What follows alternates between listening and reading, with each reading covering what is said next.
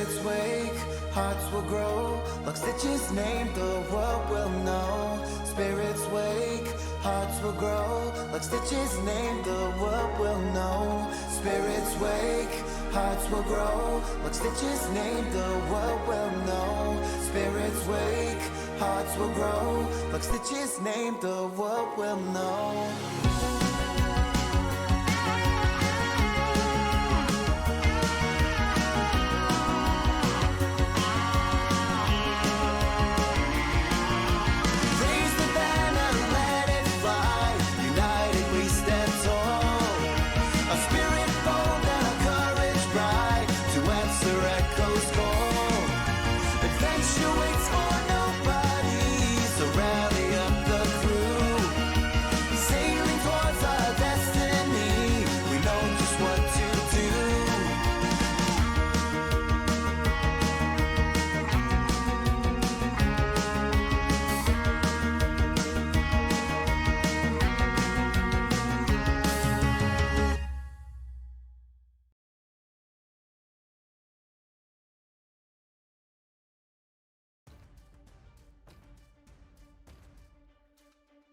Hello, everybody, and welcome to episode 21. Thank you, Midnight, for catching that.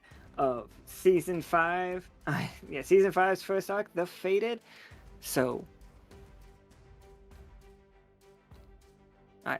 we have no new announcements about cards or anything right now. But so everybody who did play the stocking the shelves card for the Wonderful Cave, if you could just either send me your idea or send me that you have it, and you either if you can't come up with absolutely anything, then we can hold it and you can be stocking the shelves for the festival or something like that. That's absolutely fine. But I would like to fill that dungeon up with a bunch of items. I already have a huge list of just everything that I've ever thought of having as a magical item before, so that game happens tomorrow. But today we are one person down because we are missing Gemini, but if he shows up, he shows up. And let's just get into it. We are starting today's game in Nefraka. This team has been chosen to study the Sleepless Sands, which are the sand golems that are out there and causing some problems.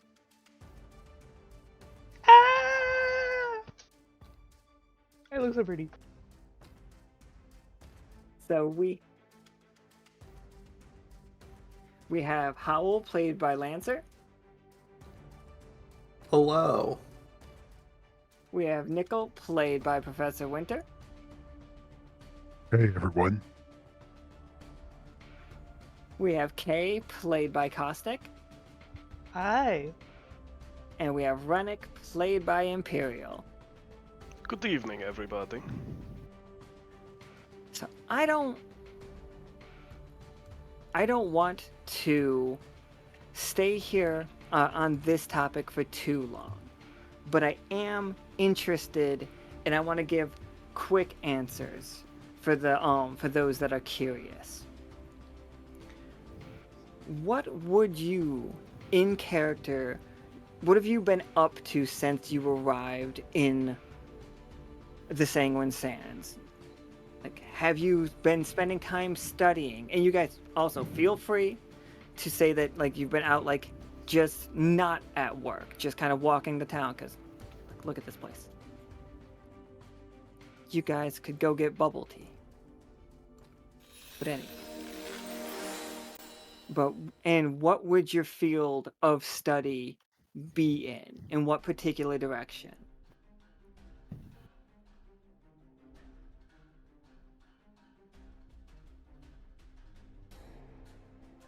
I think Howl would have spent time, because he had a blast shaking vendors down the last time he was here. So he's doing more of that for giggles, but probably also trying to study the culture and trying to figure out, like, why they are so into the tiers and what it does, and just trying to see if he can pick, like, little bits of information up here and there. Absolutely. Okay. I gotta get you guys' tags up. 1 second.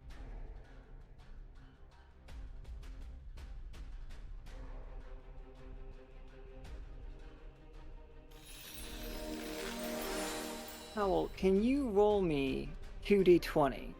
One is for you and one is for inked. You don't have to spend the tag point. I just wanna the first one you roll is your number. The second one you roll is your passenger's number.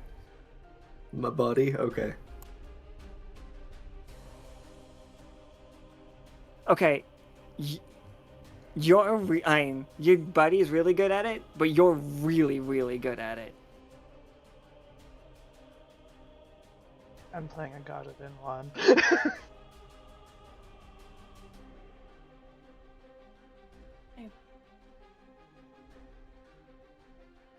Alright. So, Howl, what has it looked like for this? How do you get this information? Are you just going to like dive bars and stuff? Like 'cause you Absolutely. Going to dive bars, bullying shop owners a little bit in like a fun way. Just a lot of just being an asshole.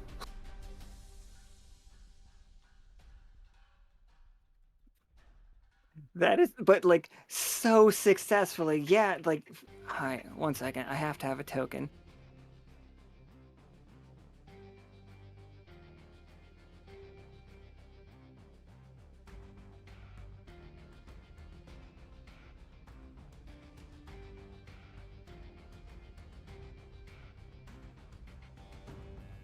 Okay, okay.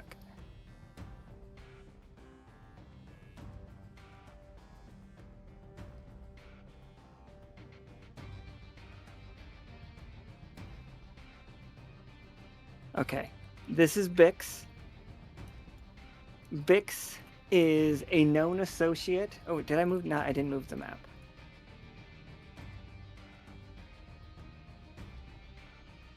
Bix is a known associate of the Shaper.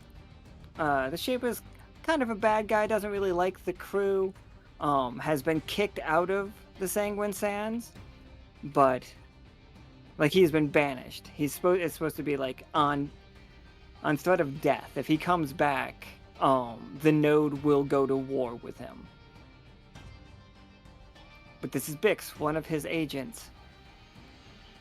Bix has access to the styluses for the glyphs you see all around the city. This stuff up here, that's all glyph work. And it says things. It's very hard to read, but it basically tells you what time it is. It's like looking at the sun. Except for also a clock. And so Bix is just like, I hear you're interested in some of the illicit goods. Absolutely. If you got information, I would love to have it. He's just like, okay. And he like pulls out one of the styluses. And he's just like, he only has 2 left. It's clear that he had 3 up until shortly. He's just like, so. And he's like looking at you now. You realize how valuable this is. Hypothetically speaking, just in case I don't, how valuable is it? It's just like, oh. It's like, this is priceless. Near priceless. It's just like, this would... Like, companies pay a fortune just to rent one of these things out. They don't even get to own it. This is beautiful condition now. As you can clearly see, and looking motions around at everything. All of the signs, they're very eye-catching, but they're not particularly magical. But you just rolled a 20 and an 18, and you got an okay. Your one of your eyes stays on the glyphs a little bit too long, and like, no wait, the opposite. It is almost impossible for you to get both of your eyes to focus on these glyphs for any amount of time. Awesome. It is like every time you try, you get a queasy feeling.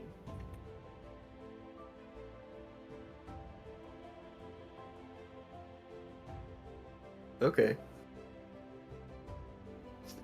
Bix is just like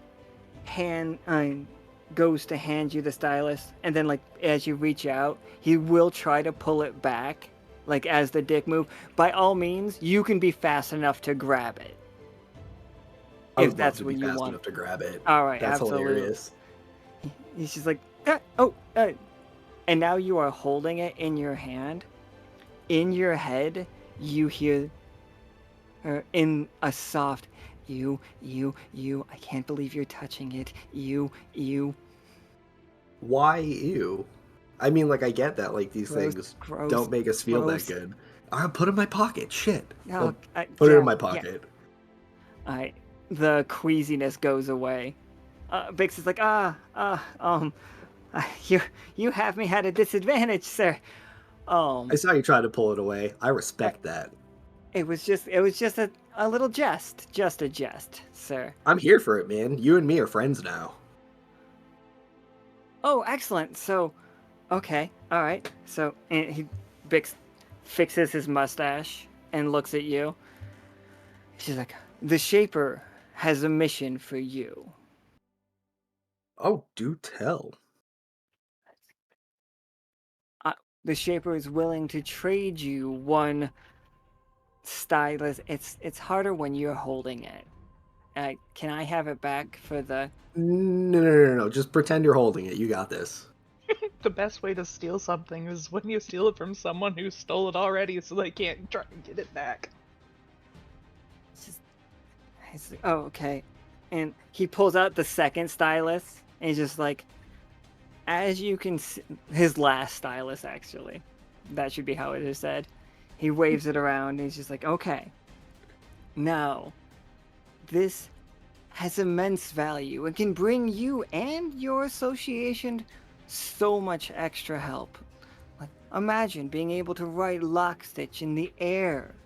Just like, with this kind of... Just bring it all together. Can I pull the stylus out and write a little tiny Lockstitch in the air? He will try to stop you from doing that because you didn't buy this air. Oh, it's untraceable. Yeah, you could for sure. He will I'm panic a little bit. going to. Just a little bit. Just a little. Oh, we're gonna get blamed for that. He looks around and he's trying to cover it up. And he's just like, what are you doing? How do I erase it? I'm gonna flip the stylus over and try to erase it like a pencil. Oh no, that... So you just bold it. Awesome. I'll put it back in my pocket.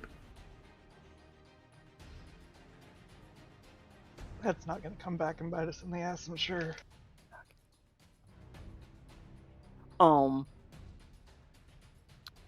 I need to roll for Bix here. Bix has the coward flaw. You are now holding a stylus. Bix flees. Oh, see you later, buddy. He never gave me the mission.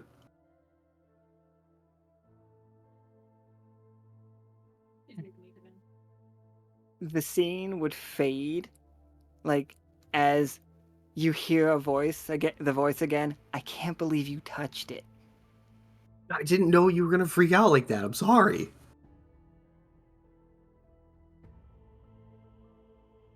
All right, Nichol.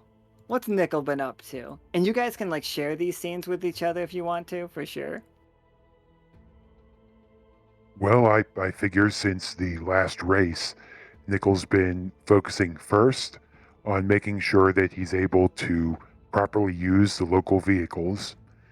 And second, given what he's seen about how the sands have worked here and how they seem to be pretty resistant, that in his mind that means there's probably some good pathways and not only trade routes but potentially secret routes. Basically, trying to get a lay of the land in order to try to know the best way to get from point A to point B to point Z, ideally with people not knowing. Especially because, of course, besides Nichol doing stuff, there are rumors that mysterious Mr. Trafford is also doing things there, and with this there, for a pirate queen, and specifically what he's doing, and of course, keep this under your hat, is so yeah, that needs to be especially careful.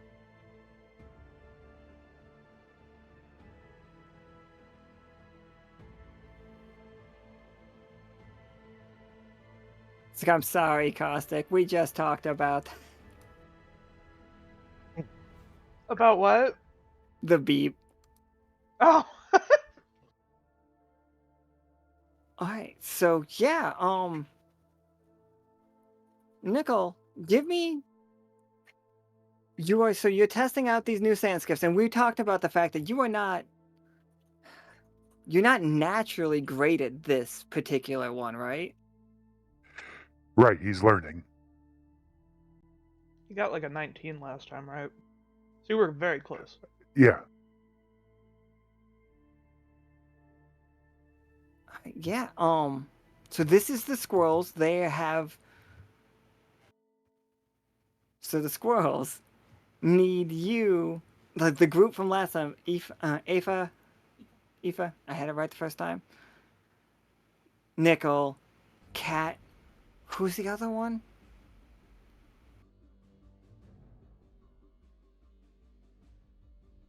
Queen?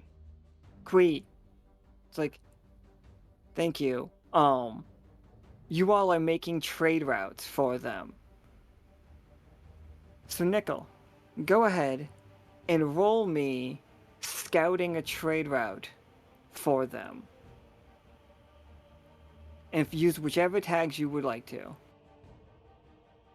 All right.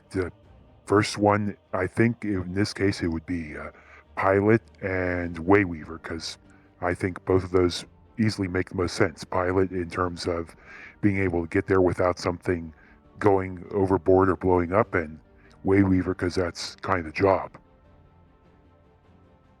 Absolutely.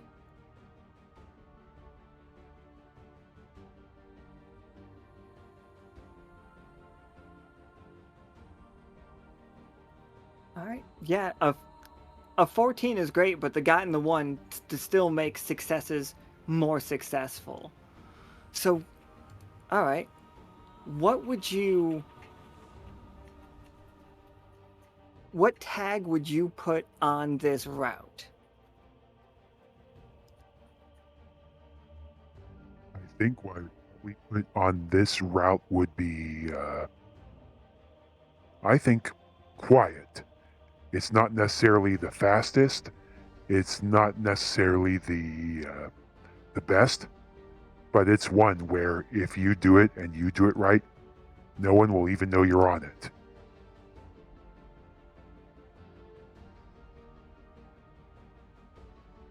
Yeah. Okay. And this is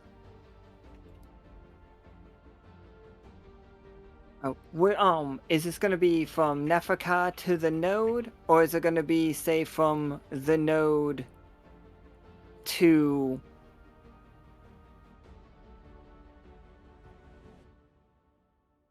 Dendroid? Is it it's a Nefaka's trade route, or is it the node and the squirrels? I think in this case it'd probably be the node and the squirrels. Especially because the node, exactly what it says there, although,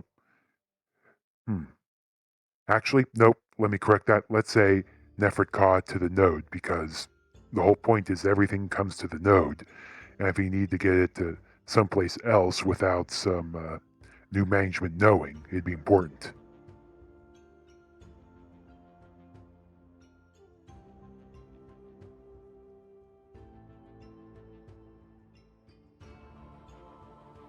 Yeah, I think that's really awesome. Okay. So that. Sweet. Do we think that counts? No, you needed one more 20. Is that what you needed? Yeah, I think something like that. I think he's getting better, but he ain't an expert yet.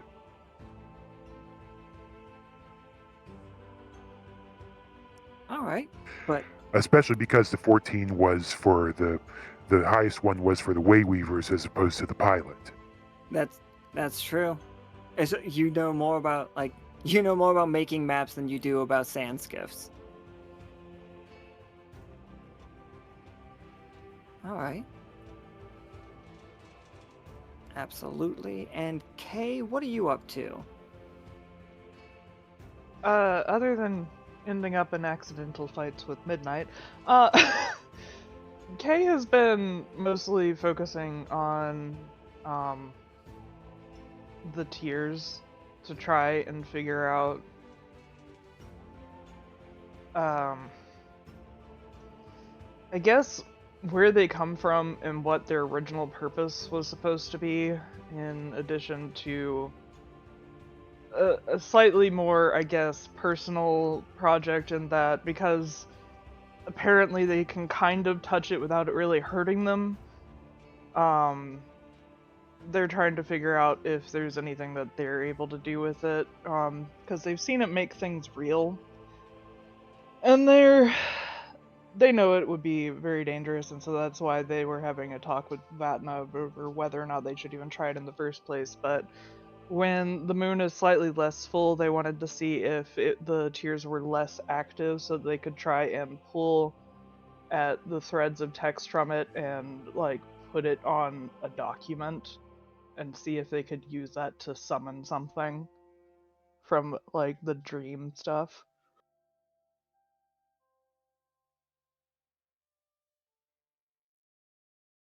That one is a lot more, they're not sure if they want to try that one or not, but it's definitely a thought that they've had.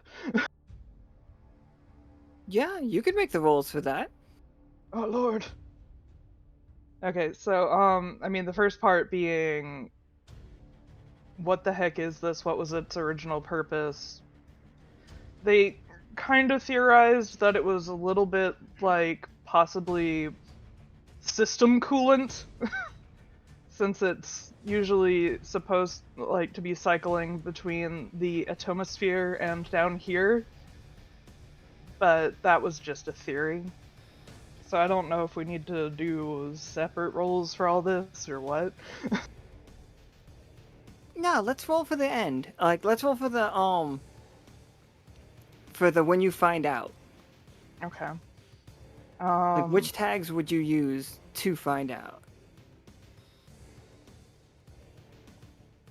Probably all of them are possible, except for maybe self-sacrificing, because they are ignoring their safety if they try to do that for the possibility of learning something new, which is the opposite of... They self-sacrifice for the crew versus, like, following their own curiosity. So, I'm trying to think, because this would work for magical, construct, researcher, mystician, and bureaumancer, in theory.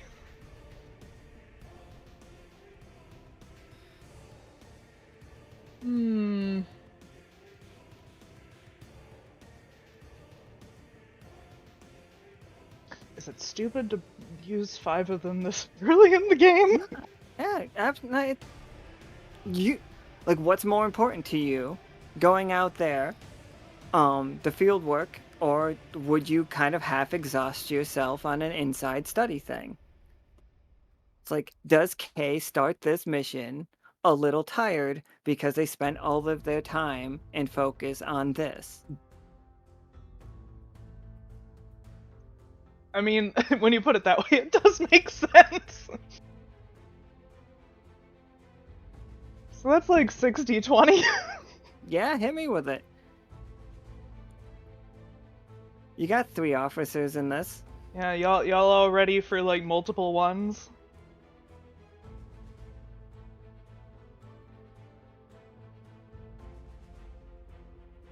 Huh. Could have been look at worse.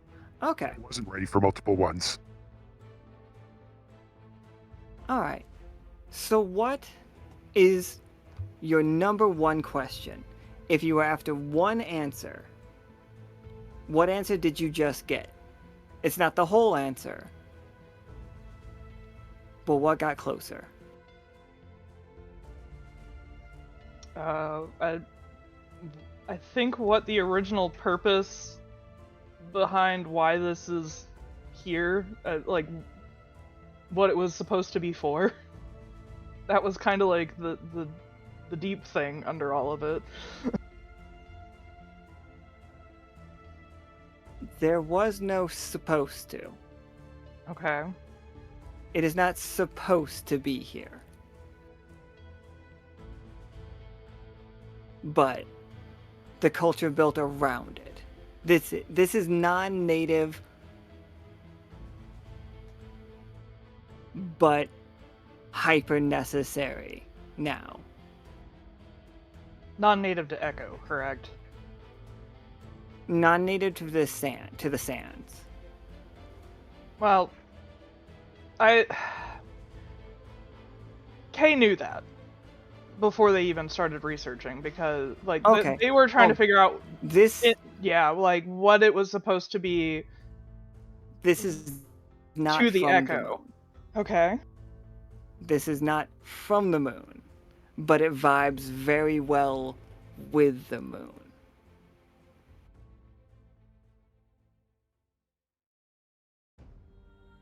And It's a neat byproduct.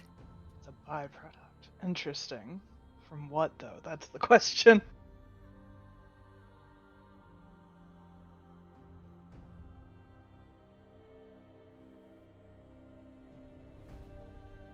I think that you guys would have the answer. Like it lets you look into the between.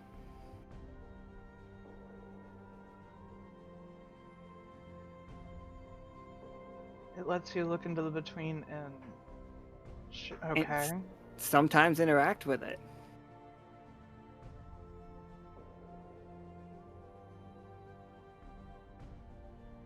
So this is something that the Echo creates naturally, but pooling here is not natural, or am I misunderstanding that?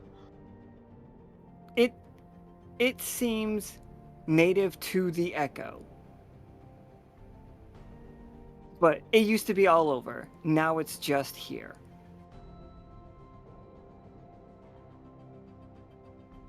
Okay.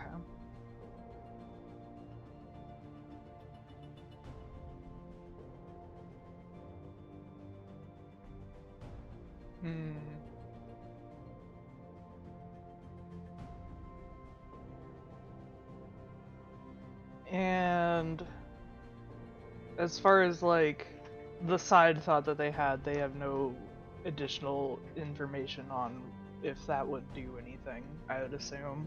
Sorry, what was the side thought? The side thought of whether, like, because of the way that they see the tiers, it's a bunch of like futures, dreams, whatever, writing, unwriting, just kind of shifting, and they were trying to see if they could like pull some of it on purpose to try and like how Rosie accidentally brought an egg into reality to summon something from that. When you try to pull at it, have you ever seen a murmur of sparrows? Like suddenly all of them dodge away, or like a whole huge school of anchovies, all of them dodge away from like a marlin. That happens. So it likes me, but it doesn't like me that much.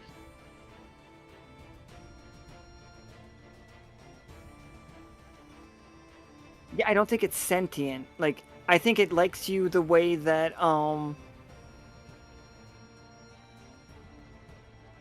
Well, I meant more like it's because it was kind of implied that it was attracted to Kate. It is attracted to you in the way that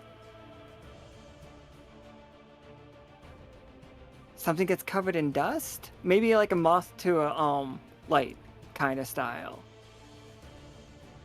But if I poke Yeah. at it, it doesn't quote unquote like it. Right. It doesn't want you to touch it.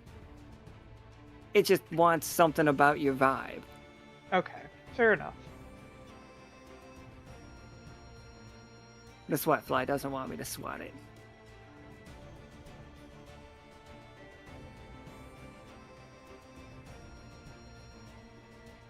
Now, Renic, how are the sands treating you? I think that's what he's trying to figure out, right? Because he's been here for a while, and I think he's figured out that there's some kind of connection between the sands inside his weapon and the sands of this place. But he's trying to figure out what that is and see if he can influence it. Absolutely. This is gonna be so cool. This is definitely. I think you can use all of your tags if you want to. That's what I had planned to do. Absolutely. So, 1 second.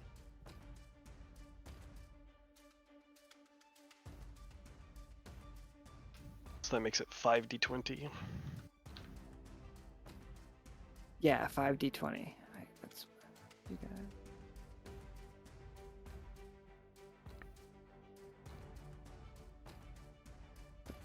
Right, How are you- incoming like three Okay. ones. Oh, please no. Sorry, go ahead. I cut you off. It's just like, how does it look when you're studying this? I'm asking, which Renic are we seeing on screen right now? Are we seeing Renic, like, mathematically study his weapon, or trying to, like, use it and get 13s, you know? I think over like the montage of time he's been here, he has done both things, right? He has spent some time with the sand itself, right? We made it into glass and saw what that did, so he spends some time with the sand itself, like doing experiments to figure out what the properties are, if it's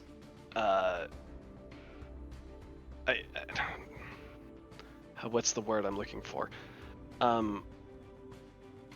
Sympathetic to the bits that are in the hourglass, or if it's just happens to be the same kind of thing. Whether or not that works, he spends some time just literally going and fighting, I think, the little sand things with it to see if he can, in meta terms, get 13s and force things to change and see what happens. And we also have a copy of the blueprints for it, so he spends some time doing some detailed analysis on that. It's a little bit of everything, I think. I do love a montage.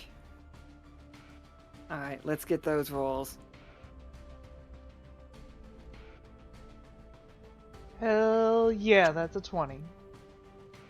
The only one that matters is the 20. Alright. Hang on, I think I have a thing to make that better. Cheer squad. Yeah, I think I have a cheer squad.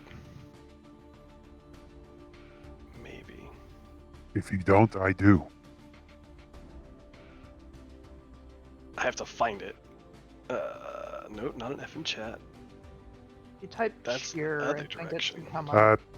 Don't worry, I got you. Sure. Oh, there it is. Okay. Thanks. Absolutely. Alright. So... this place is linked directly to Sonnery in a real way. Like, there is a path right here to Sonnery. And it feels like it's right behind you. Like, if you don't look and you just turn and go through it, you are standing in Sonnery.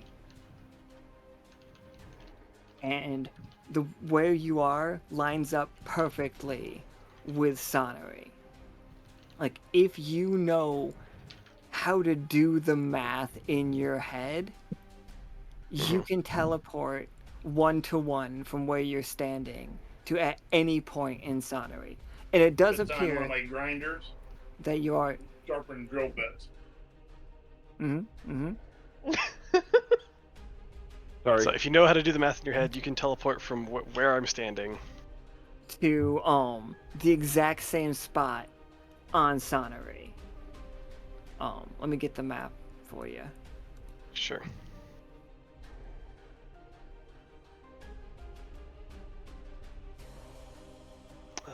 I can pull it up. I should have it somewhere. It literally just used that map a second ago too.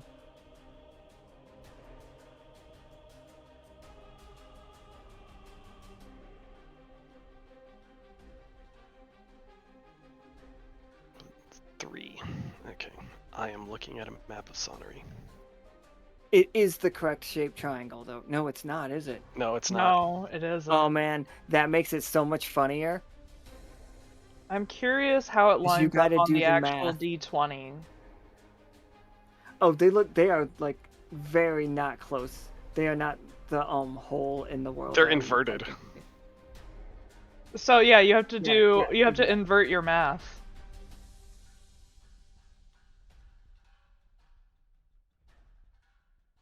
Okay, interesting. It's why no one has been able to figure it out before, Yeah. because you have to invert what you're doing. Yeah, they are on the opposite ends of the echo from each other.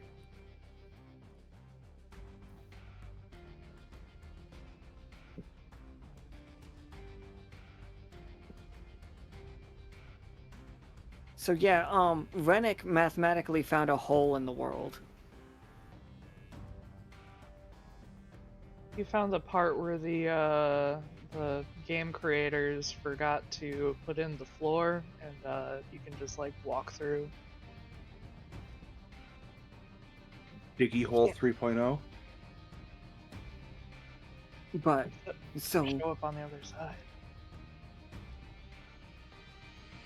like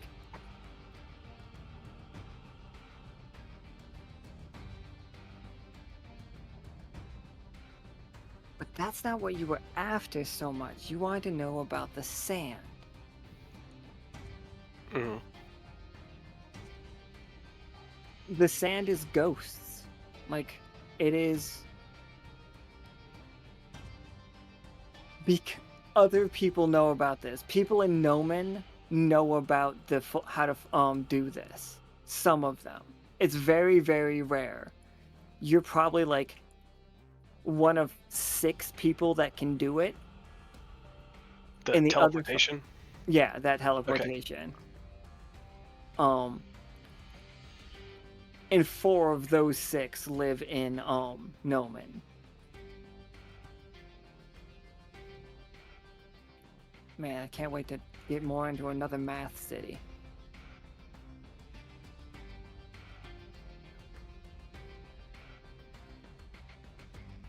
But the sand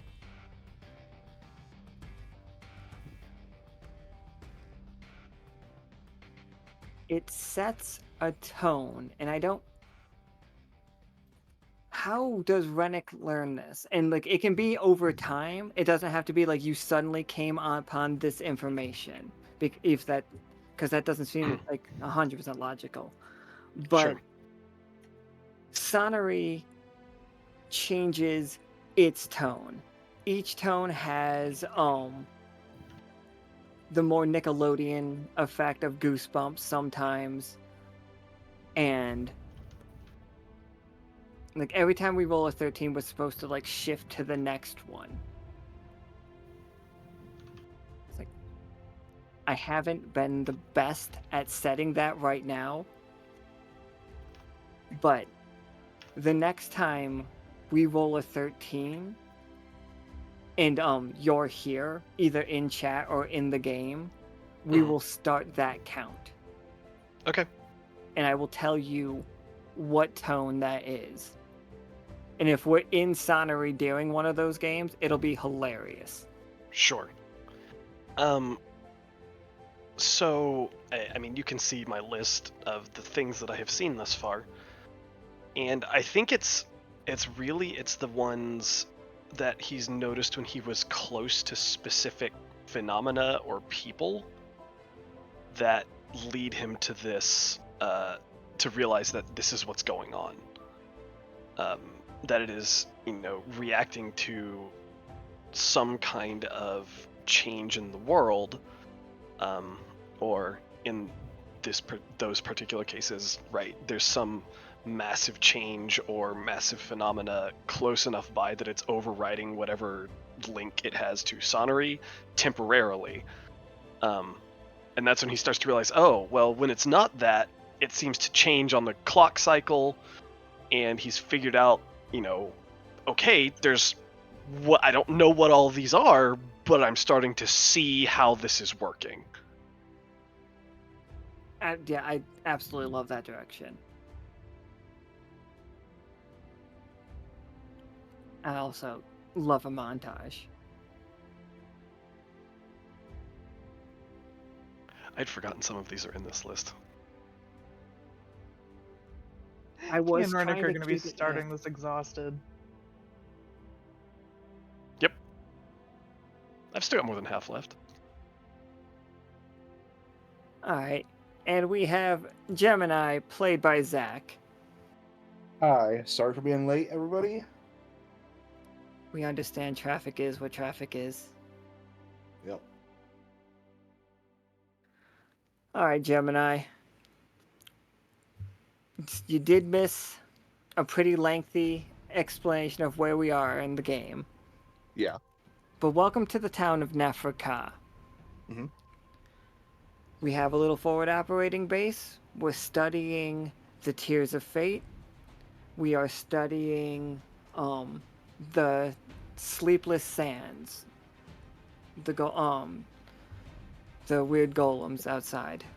Or the sand golems, not weird. We've also met somebody who invented bubble tea. That's not them. That's Percy. Percy's working at Mariah's shop. All of these things are happening. I think Gemini's What? definitely going to have to license the bubble tea. We have a Midnight Rush flavor bubble tea. Ooh. There's also a Is- Stinkflower one. I assume he would have had to negotiate some of that because it's Simmons Crunch-ish, but I think that was a co-thing. Oh, Gemini doesn't own Stinkflower or anything. He's just maybe like the world's leading researcher in its use in recipes and whatnot. Use, quote unquote. Culinarily, yeah. Tastes real good. Stinks real bad. No. It was one of the first foods that Kay ever tried because Simmons was very excited for them to try it, and I rolled a 1 on whether or not they would like it, so no. That was also the first time that they threw up. Yeah. So remind me again what the tincture of the drug version does. It's lets you like see in the future just a little bit or something. Yeah, it'll let you. I want to walk that back, actually, a little bit because I want it to be very clear that seeing into the future comes at a massive amount of training. Like, you could still die if you drink that tincture. Ah. So Gemini just lucked out big time. Basically. Okay, what does the drug itself do without being in the tincture? Allows you to share dreams with people. Okay. So I was And- going to say, like, the idea of, like, okay, being able to see, like, a second or two ahead could have enormous application in industries that are incredibly hazardous, like mine workers and stuff like that. Wow, okay. That's a... You want As, to... like, a safety thing. It's like, look, if you're in a job that is incredibly hazardous where, like, one misstep could, like, cause a bunch of deaths, having somebody who can see a few seconds ahead of time. That is such a cool version of safety equipment, like fantasy safety equipment. Have a safety inspector or something on staff who is using it so that if they can tell that something's about to go real bad, they can like do something about it before it goes real bad. Okay. Are you making this argument? It does not have to be like contentious, but the Order wants to keep it to themselves and protect Neferka and stuff, but if you could make a tincture with it, we could make the world safer. Yes. Okay. We are making this argument. This is good. Yes. This is good. This is how And- OSHA gets made. This yeah. is OSHA. Gemini Alan would, was fully ready to say no, and then you pitched a good idea, and he's like, shit. Gemini would want them to have some degree of control over its production and distribution, since they're the ones that it rightfully belongs to in his eye. But he wants to make sure, like, he's like, you know, that everybody's satisfied that this is possibly a very net positive for the world. How are you negotiating this when you clearly pissed off? Yes, that's the problem. Nix. That when is you the did issue. this. Oh, yep, there it is. We have a lawyer. Yeah. Have somebody who hasn't pissed them off make the case. Okay, hold on. This scene would be absolutely hilarious. Okay. Kay is all about safety. And it is also, like, so just imagine Gemini, like, behind the lawyer, just, like, head touching the floor, bowing in apology. Yes, so as you can see, my client is very interested in this and does appropriately recognize the prior issues that occurred. But despite that, we do agree that there is a reasonable opportunity to have a fruitful contractual relationship to ensure to provide additional safety for these procedures, and also to try to minimize any sorts of misunderstandings in the future.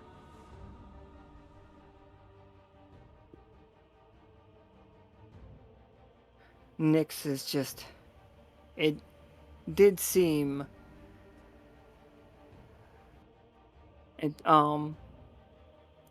Gemini, plead your case to Nick. Oh no, you're not pleading your case. You're specifically having jurists plead your case for you. Amazing.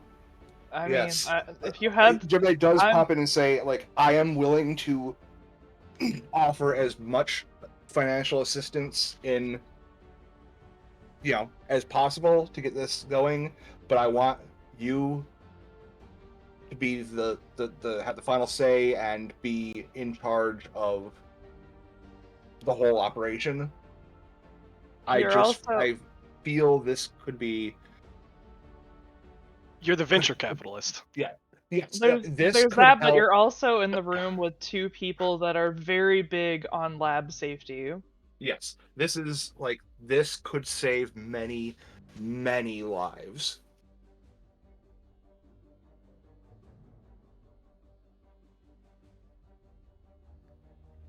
And of course, I'll also add is that I can make sure that to address any sort of potential issues or, shall we say, hurdles right here, right now, because of course that's part of why I'm here, not only to assist with the negotiations, but also to make sure that we determine some of these major issues now before it could become a potential breach of contract issue. Kay is gonna look at Juris and be like, we could look into perhaps having some sort of certification requirement. in order to do this, so that only the official people were using it, and it wasn't just free use for everyone. It's a safety feature, not intended for frivolous uses. Oh, so something like a variation on the forklift program. That does make sense. Exactly. Nyx is looking at their paperwork, just like flipping it. She's like, maybe it is time. No use fighting. What's coming? The world is changing with you at Lockstitch, your all's arrival. Technology is changing, and we need to embrace it. But so I need to ask the next generation and not just think about myself. Aman, what do you think of it? Hey, Tofu, can you get in the call? Join us.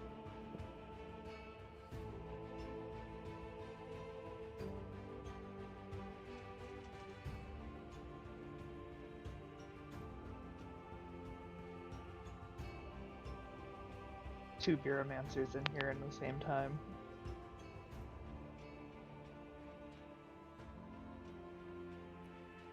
Artemon, what do you think about this? Is this lessens the Order's power over Nefika specifically?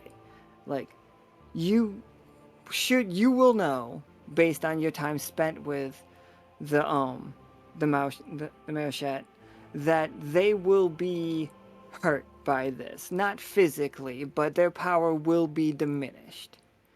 But we are suggesting pitching using the prophecy or the Tears of Fate globally, or like echoally. How do you But say? specifically only in a format that allows a few seconds of foresight. Something that so any of the grander prophecies that stays with the Order.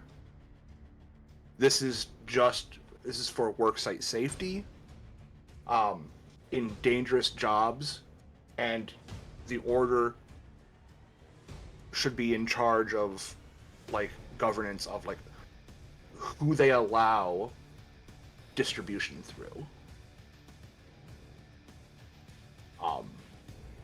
So they make sure like if they want to make sure people are trained, those people would have to be trained and certified through the Order.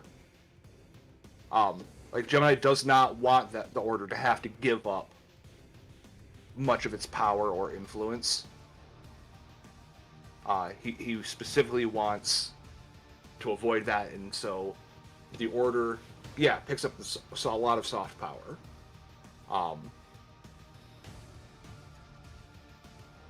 So I think I get what you're saying.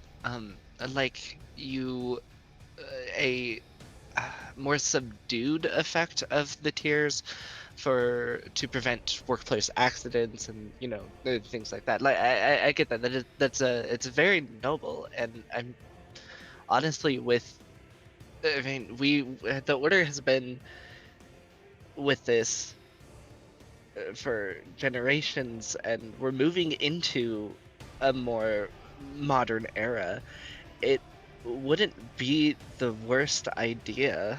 My only fear is a fear I feel Nyx and the rest of the Order would probably hold is if this power gets abused. Like I worry about a Big Brother situation. You know what I mean? This is why Gemini is proposing there would be maybe a specific one person on staff or whatever if they're an example a mine, mining for minerals or whatever. There's always a risk of a cave-in, that kind of thing. have one person on site certified through the order, trained to be able to use this safely. Doing The this. point is to have If- it regulated. Yes, if the order can help regulate, like, who knows how to use this, how it's distributed, and like distributed for this specific purpose, like that, there is the risk, though, yes, that some of it will be abused. That's the risk of basically any like medication, that kind of thing, anything that carries the risk. And that's also like why like Gemini wants like the order to be directly involved, is to help minimize that. Some regulation is better than none. Yeah. And And if I may, I do think there is also another sort of flavor to this. To take some of the terms from some of my days in school, quis custodiet ipsos custodes, who watches the watchman. So I can understand the concern about potential corruption as well, is to make sure that, of course, with this soft power, that it doesn't become an abusive power. Of course, if I'm misstating things, Amon or anyone, please feel free to correct me.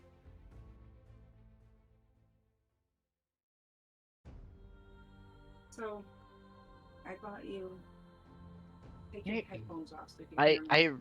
I genuinely think that this is a very noble idea. I do believe you're right. The order would have to have some way of managing and like vetting candidates and stuff, and I mean to have the ability alone, you have to go through a grueling training. Amon's gonna pull out his deck and shuffle it a little and pull a card out. The other wrinkle that Gemini wants to know is like the tincture was discovered through use of the drug version, which would mean that would need to be processed. the drugs are already out and about unregulated. This would be something that would need to be added into like the control. But also when Amon pulls out his card deck, Kay visibly flinches because they have had terrible luck with our readings from Amon.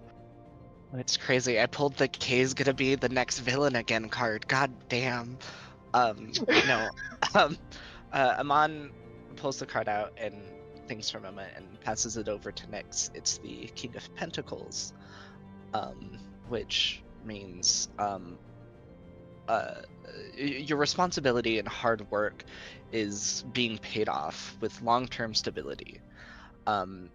You've proven yourself, and it's time to start relaxing, which I'm going to translate this as, if we put actual work into this and get it going and find the stability, where we could find significant use out of this. And Nyx, I don't mean to overstep or anything, but this could be an amazing idea. This could be a huge opportunity for the order. Also, they've just held strings to it for so long that it is a chance to let some of that go. Yes. The other thing is, this would be a huge boon for workers' rights. This is a union bargaining tool. Because most, like, this is an expense that companies would need to pay for to send somebody for training, etc. But is absolutely a thing that unions would fight for, in because most of those types of jobs that have that risk are often unionized. Nyx looks at the card, smiles up at Amon, reaches into their cloak with their floaty hand, and pulls out an ancient tarot card. This is so old that it is crumbling at the edges. You can barely believe that it's holding together. And they pass it over to you, and it is the Hierophant. Hierophant. Damn it. And you immediately feel the sand in the Sanguine Sands shifting, and you feel the wonderful cave open. And they say, a return to form, then. I also Nyx- want noted, real quick, Gemini's not doing this as venture capital. He thinks this is he created this tincture as this is an application and a way to apologize for the offense. Oh yeah, I felt like Gemini was doing it in the we're not selling this. This is everybody. Everybody gets a helmet. Yeah. But with, again, seeing the future. Yeah. Alright, Amon, this is gonna be a big part of the beginning of your next game tomorrow. So, thanks for coming in.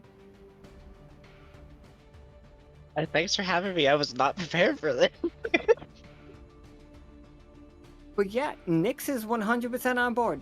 This is the way that this place is gonna go. Nefraka is their, the Marichettes are definitely going to lose power. Not immediately, not overnight. And not because he's a terrible guy, but because he's not the best and he was just using the Order to keep the city going. And the Order doesn't lose all their power. The Order just becomes less involved with Nefraka.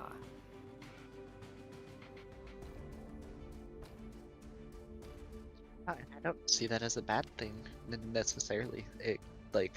Amon, I feel a new adventure. No, exactly. The Hierophant, a return to form with the Order. It's just a modern religion for a modern culture. Well, if I'm remembering right, wasn't the card religion really the older religion? So. Oh yeah, that's why Nyx said a return to form. Well, it's not modern then. It's old and ancient. Also, I do like Lurid calling it Order Soothsayers, Health and Anticipation. OSHA. Alright, that's pretty good. Thank you, Amon. Hey, suddenly you all... I'm gonna have to skip the beginning of the other game if we want to do this game.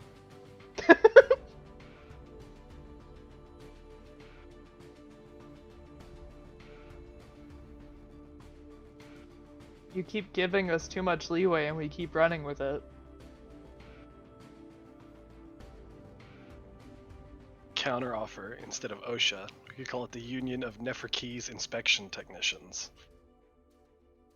Unit? Yes. Pretty good Do one. you like unit?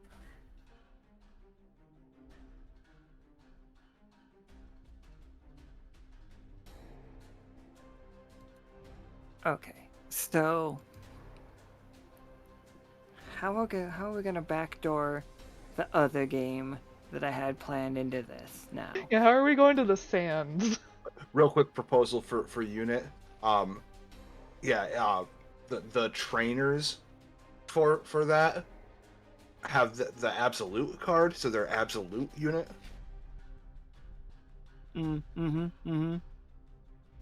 I do love an absolute unit.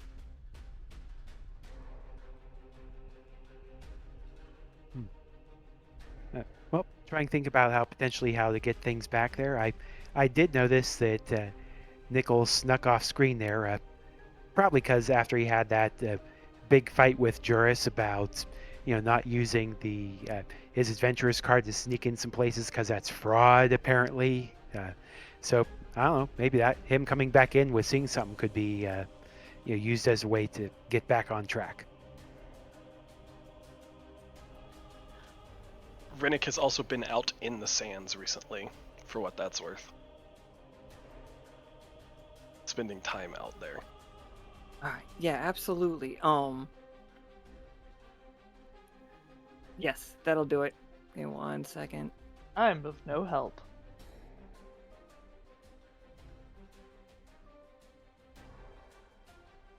Howl's drawing little tiny dicks on houses. Also equally important, if not more so. Isn't it like utterly illegal to draw dicks it's with that? What he's doing right now is making the Shaper look so bad because he rolled a 20. He rolled a 20. So that in no way is this a failure. So every time he's writing graffiti, they thought it's untraceable. It's 100% traceable back to Bix, who stole it. So the Shaper is losing so much power in Neferka.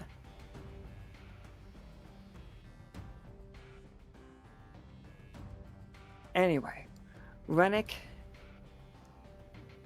you start picking up a vibe. Oh, things are serious. It's costume change time. Oh, it's weirdly metal out here.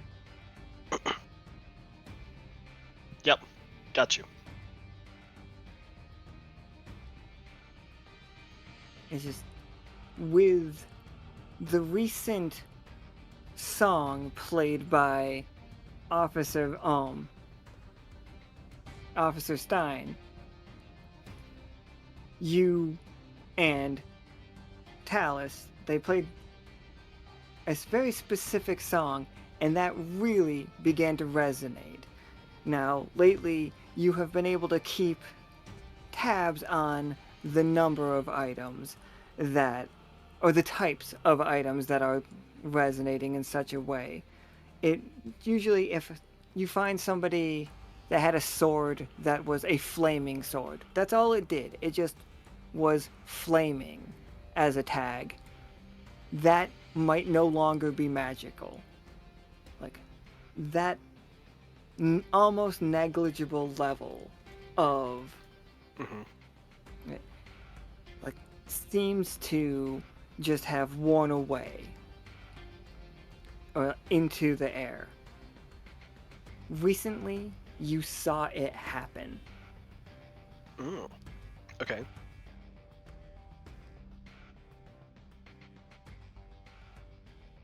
The item, and you, by all means tell me what the item was, released a spirit into the air that looked like this. And it very specifically, here, let me make it really big for everybody that's obvious.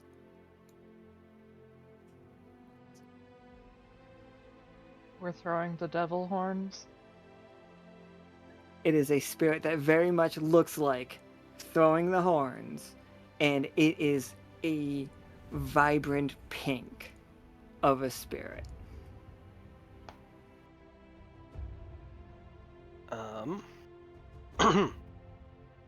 So it has to be an old item, presumably.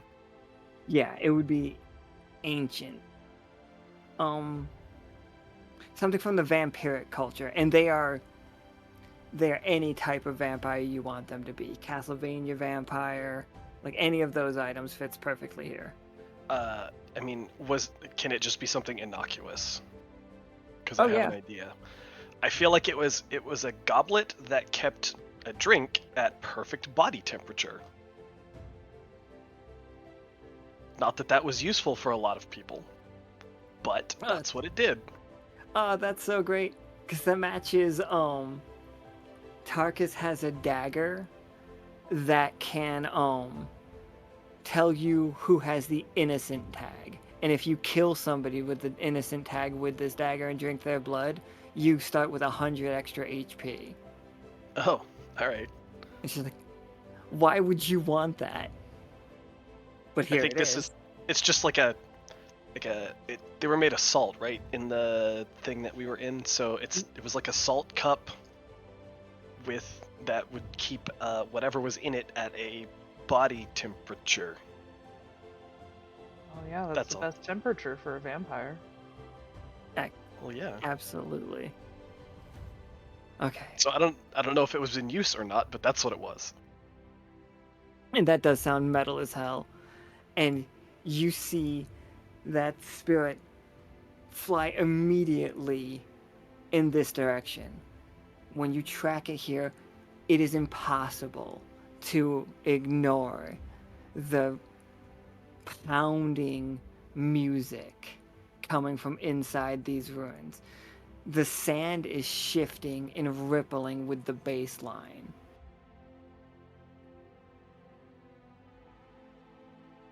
Okay. I mean, at this point, he, calls for backup rather than go exploring on his own. Thank you so much for playing the game.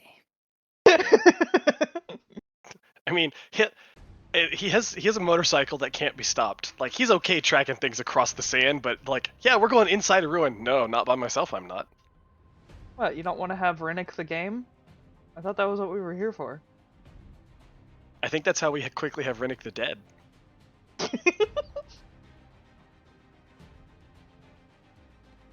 Renic the Dead sounds like a good band name.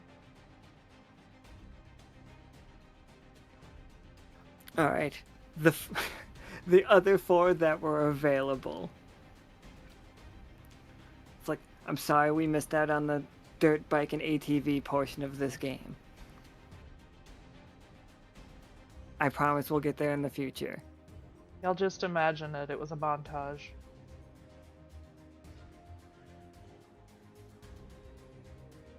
Oh, I hate that, but I don't.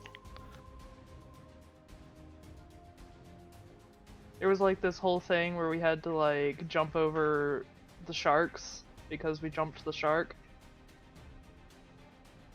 There are in fact sharks out there. They all have sparkling teeth right now. Don't worry about it. I'm okay with this so long as we finish off by getting here by doing the Akira drift. Well, yeah, you gotta stop somehow. If you're gonna stop, you might as well stop sideways. And for some reason, that's the only way this bike can brake. That's what the brakes do. They just shift you sideways into a That's drift. so great. I just like that is the assisted driving that I want. Like everybody's just like, oh, like parallel park for me. Yeah, but parallel park, Akira slide park for me. All right, everyone. Automatic drifting around corners. Yes, exactly. You know, I'm gonna say it again. Get rid of the pedals, get rid of the wheel, give me a controller, and I'll get behind and I'll drive.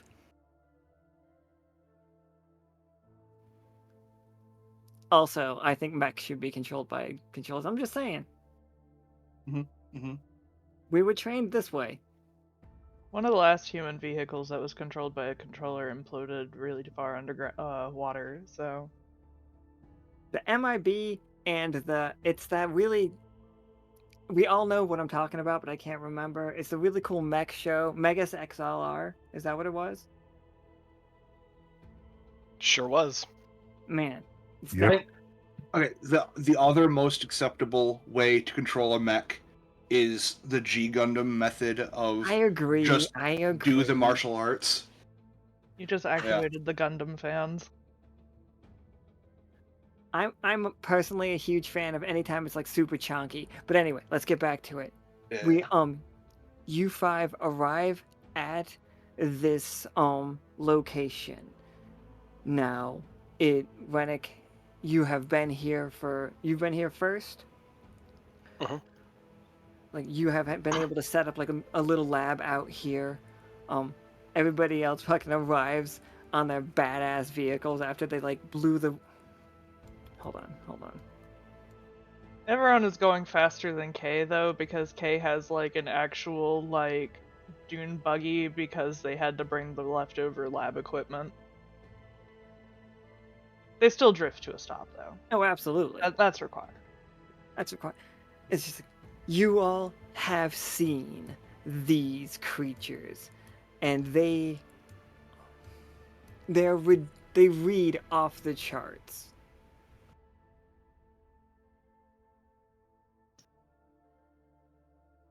So these are spirits, they're not the sand creatures, correct? These are not the sand creatures. As far as I am able to tell, that is Oh, correct. I'm sorry. Go ahead. Given the color differential, I would venture that they are extremely old. And I tracked, and he points at one. That one, here from watching it was pulled out of a very ancient item of some kind.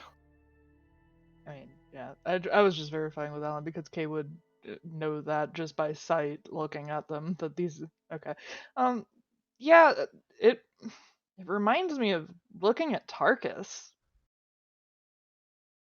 Not Tarkus, Brain, Talus, T-Dames, y'all.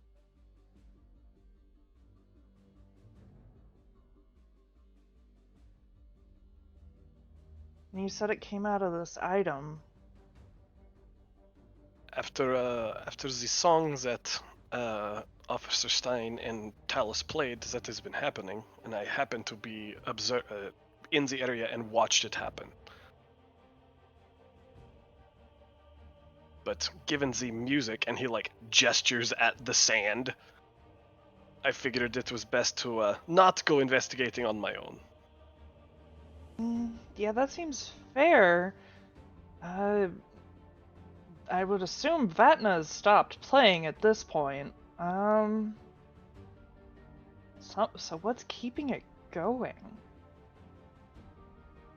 Oh, you all can hear absolutely blasting heavy metal coming out of the inside of that church. The sand is rippling outwards. Maybe not like super strong, but you can feel the bass line. I wonder if it was like a tuning fork where them starting it set this off. Or sometimes you need to just get a go. song stuck in your head.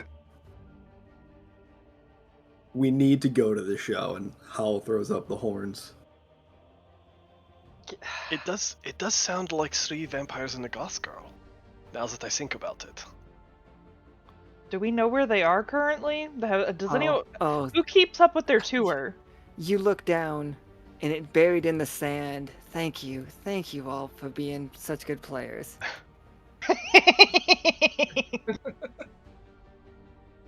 The creepy grave, that creepy cave.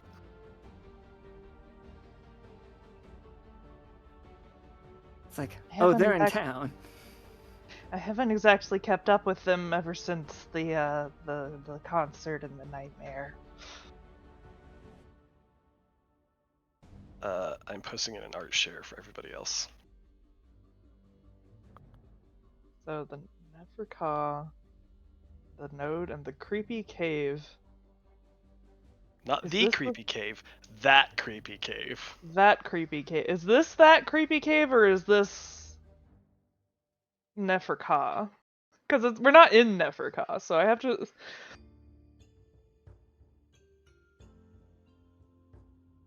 Unsure, but I think we should at least go see what is happening. Also, this is a slightly different sound from them, and I kind of like it. Oh, I wouldn't know. I haven't really listened to them in about a year. You all, in front of you, see the sand begin to take shape. Oh, let me push them to the back real quick. Oh, that doesn't And look good. these three are the Sleepless Sand. They are nightmares come true. They are not living creatures anymore. Their bodies are made of the sand that is made of the bones. But they are just nightmares made semi-flesh.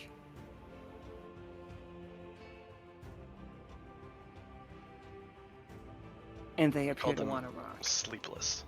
They want to rock. Positive or positive tag indicator or negative tag indicator? Oh, I'm sorry. One second. Let me make sure.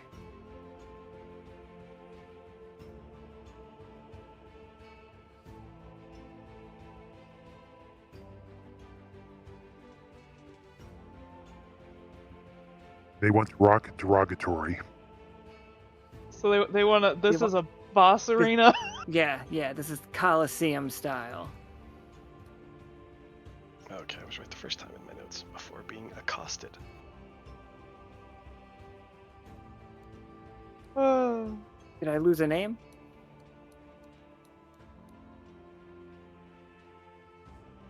Did you lose a name? Yeah, did I say something wrong? Like, No. okay. No. I'm taking notes, and I revised, but I was correct the first time. They want to rock, and by rock you mean fight. Yeah, Midnight's right. It's not a coliseum. It's the there a mosh pit. Oh my god, it is the mosh pit. Fuck. Yeah. Yep. Yep. This seems correct. There's only one thing I can think of that Gemini can do here. Whatever anybody else is That doing. guy is interesting. I was gonna Gemini's ask if these seemed like they were being drawn in by the music or not. Oh yeah, 1000%. The music is drawing spirits and the dead. Yes. Or the conglomeration of the dead.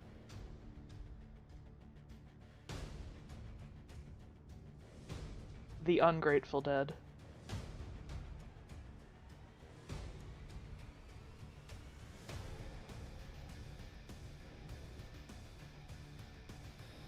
Sorry, Gemini, I cut you off, I think. Yeah, no, Gemini needs gonna wait for somebody to do something so he can, cast some help. Ah, God, bless it. I was gonna say, are we doing this? Are they hostile? Do they look hostile? they definitely look hostile. Great. Okay. Like they look hostile. There is a radio in the middle. The token got eaten somewhere. There's a radio dead center. This thing is rocking out up there. I mean, he has it good look taste in music. hostile. It is hostile might be the wrong word, but it is a threat right now. Sure. It is. Magic is going to be lancing all over the place. That help spell is going to be insane. Awesome. Like I feel like that help spell, it's not on the list. You know what I mean? Like you're gonna roll other things and it's quality, and then you tell me how metal it is. Okay. So what am I rolling? Oh, well, let's Or- set up the field Yes. real quick. Okay, yeah. Figure out what everybody else is doing, and then let help do its thing.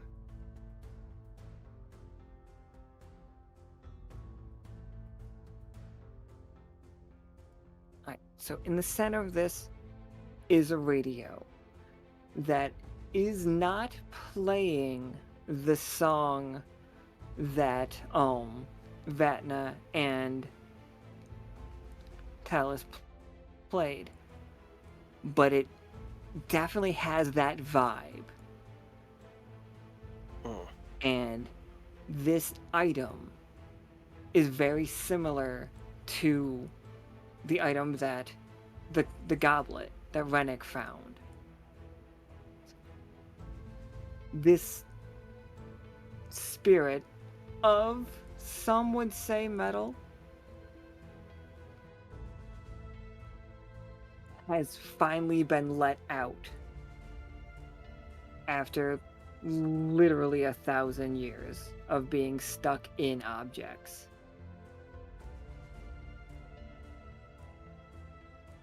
But we know the sands are drawn to music, so they're showing up as well. If you want to help this spirit, you gotta fight these. Okay, fair enough. Two-part mission. Before we get into it, when Kay is looking at this, does the spirit look like it's still connected to the radio, or is it fully free of it?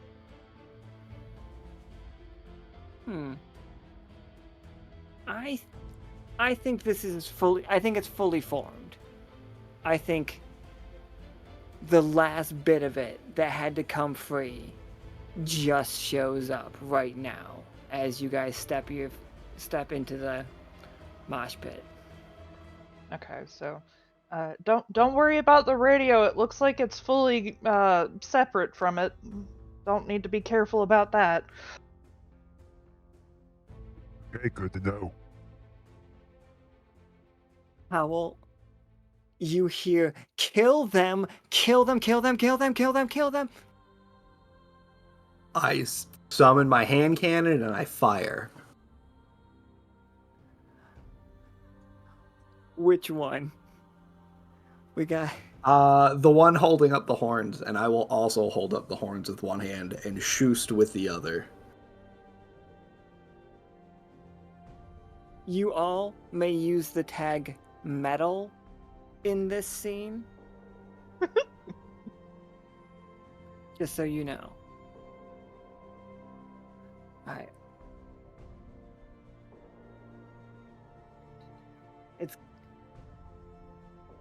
It's a marksman, and are you going to use inked as well? Or are you just going to use, Oh, I want to make sure I hit. We're going to do inked, marksman, and metal. Absolutely, okay. Metal as fuck. Oh, I can add metal to the Echo Buster after we kill these. I look forward to it. Roll me 3D... Oh, no, wait. Yeah, 4D20, right? 4D20 incoming.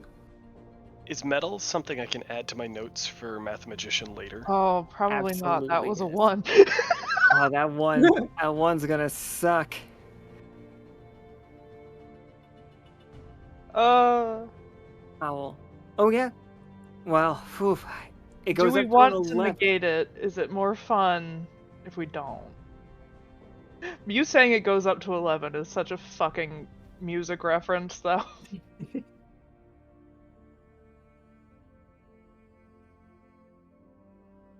Alternately, somebody could reduce that 2 to a second 1.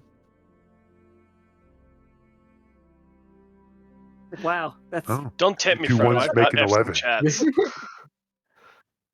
Alright, Howl, What did you say, Nichol?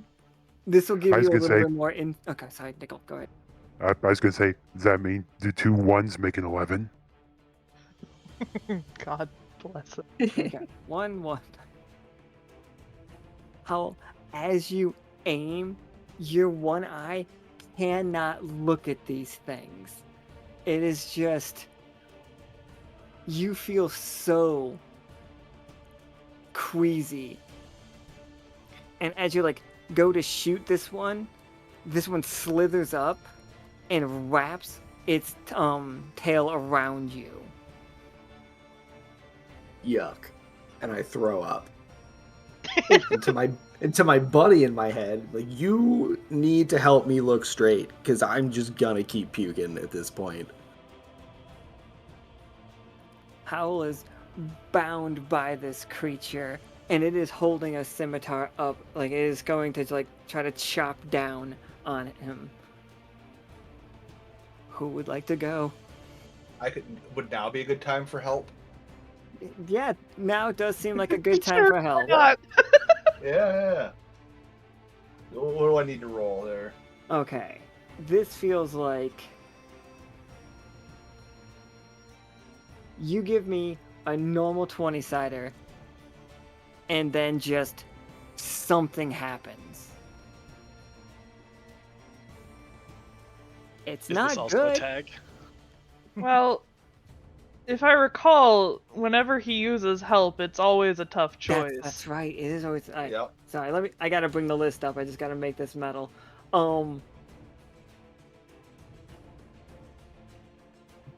We haven't done 5 before, have we? I don't think so. Just don't turn Howl into a flesh tree. I mean, that would be pretty metal. That would be probably the most metal thing that could happen right now. I remember it's a flesh tree. No thank you. I wonder how she's doing. She's doing pretty okay. She has a little tea shop. She runs you guys' satellite branch up near Provincial. And she loves wearing sweaters. It helps soak up the sweat.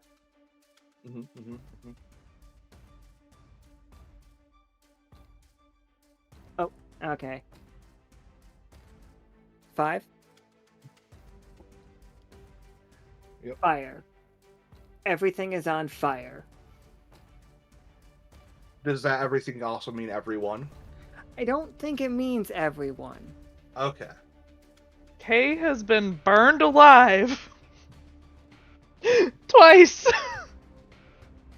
So, here's your tough choice. Oh, there you go. Alright.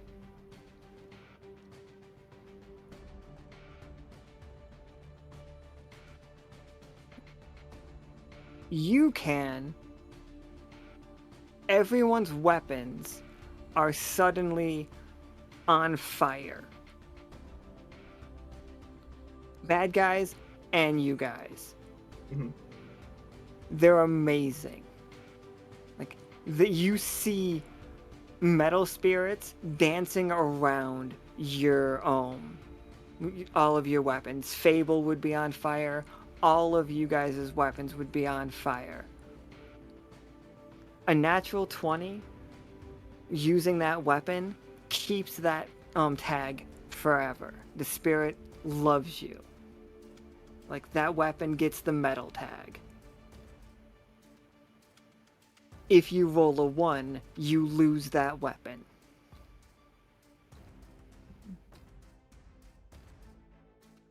I've only got the one, other than scissors.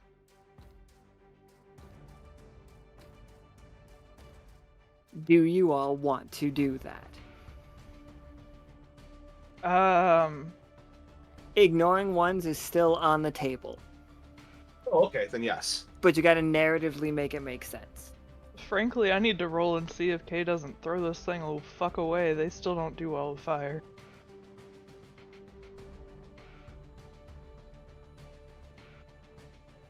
Yeah, I think Kay is not gonna hold on to that. Okay, yeah, absolutely. That just drops it.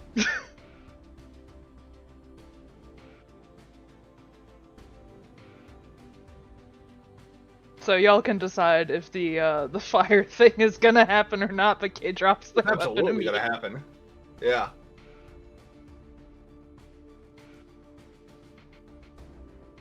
Yeah, I'm good with letting it go for now.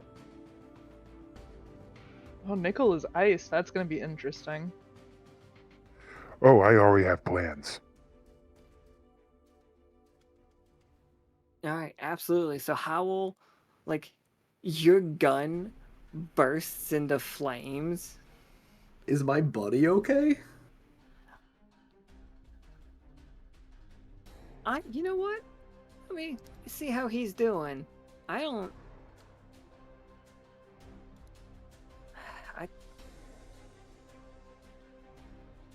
Okay.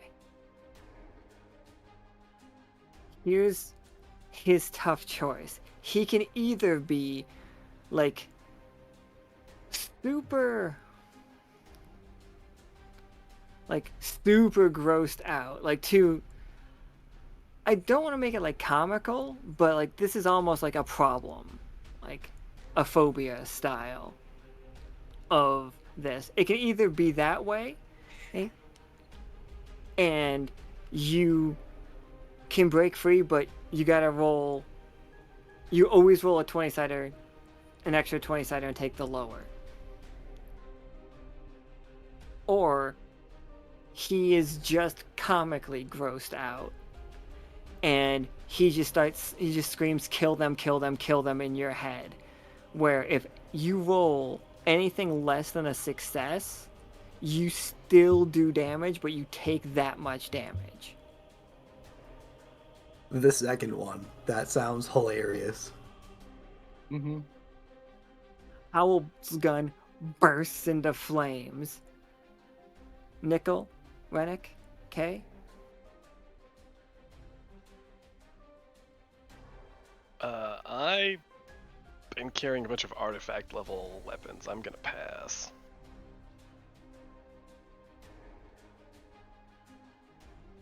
If that was the option. Yeah. This Yeah, is go just ahead. an effect for this fight, right? Just this, for Basically. this fight. Yeah. Unless you roll a 20, then it's permanent. Right. Yeah. But if you do real bad, it do bad things. We have officers. We can ignore some ones. Yeah, fair. Yeah, I think on my end, I'm gonna go for it because right now Nichol would be using that red crystal saber that he got back, back in the time of Liminal.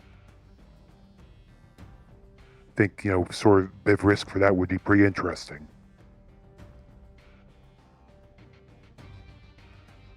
Yeah, absolutely. Gemini, what did you do? Looks like something pretty metal.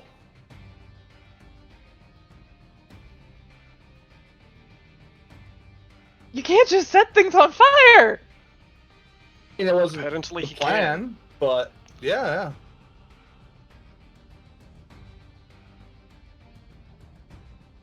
I'm helping. Fucking help.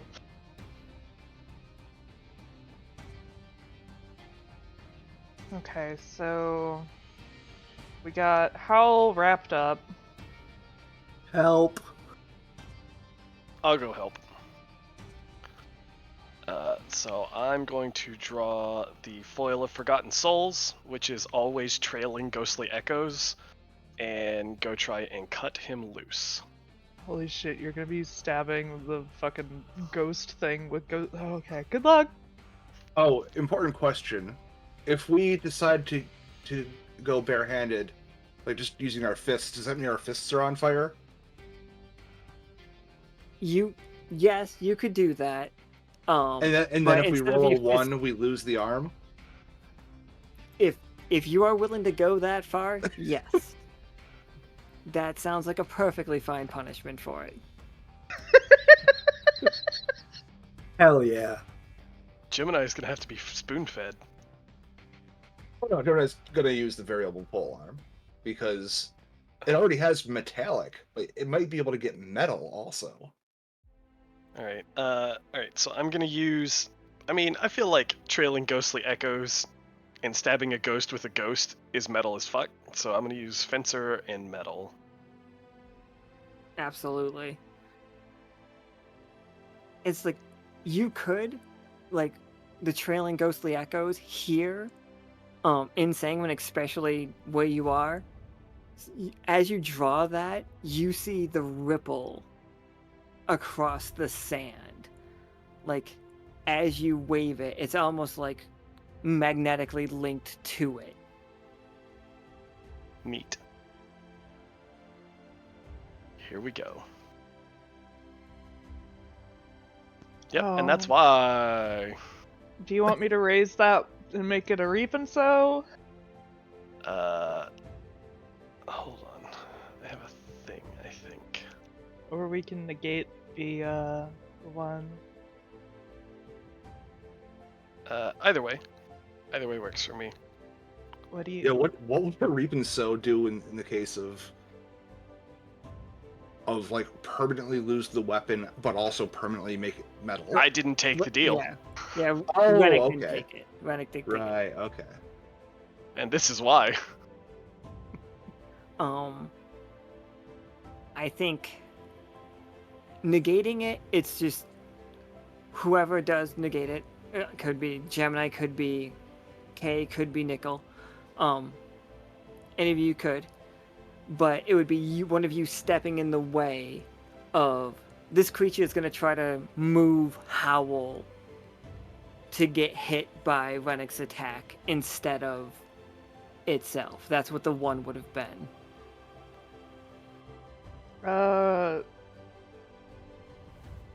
Can I negate and then raise that 19? Yeah. Negate the 1 and raise the 19 to a 20? Yeah, if you guys think that's a good... I'm perfectly fine with both of them. How does K protect Howl in that situation and allow Renic to get the perfect hit on this? What does that scene look like? Well, I'm debating if K is helping Renic or helping Howl here, as far as just let's see.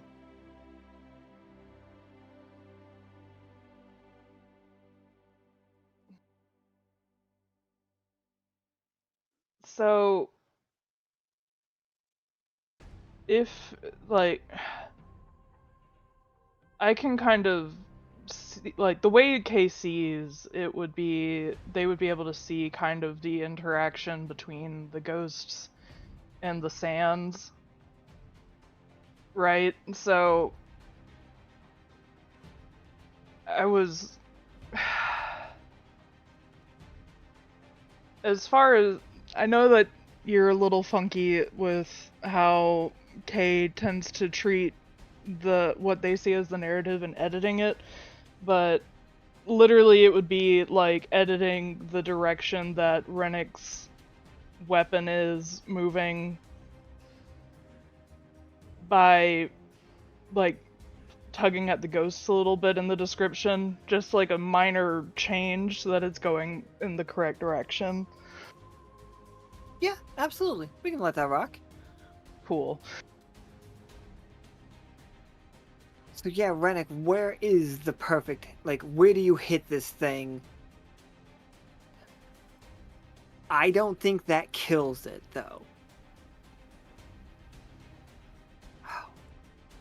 I don't think one cheer squatted 20 kills this thing. There we go. I think because it's a foil, right? He's got to stab it, and I think he lands it right in one of those the glowing blue cracks on the art of whatever it is that is holding Howl, and that limb just crumbles and Howl is free. Absolutely. Howl, it drops to the ground. It drops you to the ground. Nichol, behind Renic, you see this one charge forward. She's got a two-handed sword raised above her head. She's gonna attempt to be bringing it down on Howl. I mean, not on Howl, on Renic.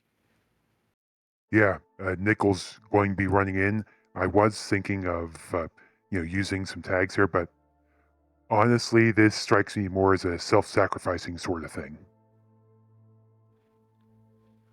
All right, yeah, give me 2d20, take the lower.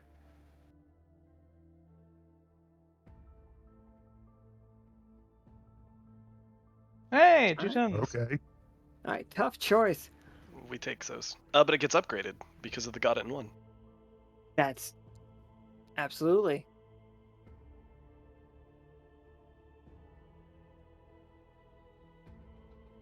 So yeah,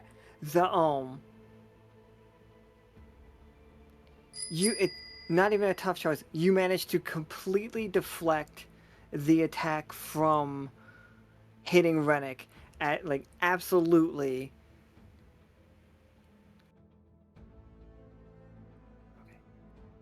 1 second. I'm trying to like wrap my head. I want the cool scene where it's not like he was about to be ambushed and didn't see it coming. Like Renic saw it coming, but Renic saw you coming too. Are 10s minor successes in the new system? We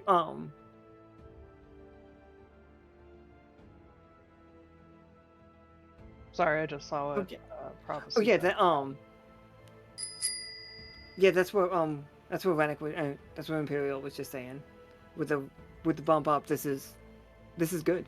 This is quite good. Hell yeah. Okay. I think I just had an idea there on how that might work there.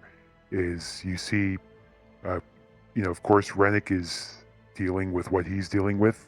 See, like his, I think in this case, his lower right eye just looked to the side just out of the corner of his eye, and he just moves ever so slightly to the side so Nichol can, swing the sword up and deflect the blade. You got very precise eyes. He got very precise everything.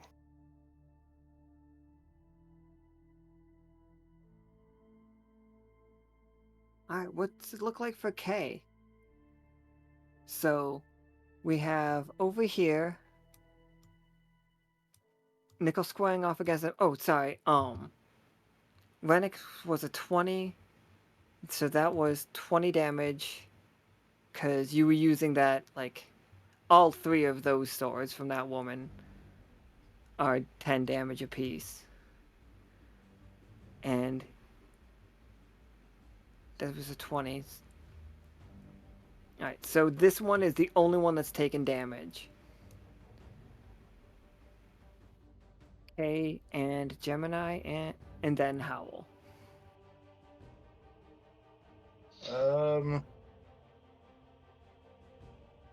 Gemini's just gonna use his multi-tool staff, which by default would probably be in spear form, and just stab a dude. It's like, alright. What are you rolling? It's just you have chef, performer, and researcher. Mm-hmm. Your special tags are officer, bend a space, and for the queen. Oh, I do have a tag for the queen, and Yeah, you do have a tag for the queen. But you gotta dance to do that. Yeah, and what was the other one? Bend a space. Bend a what?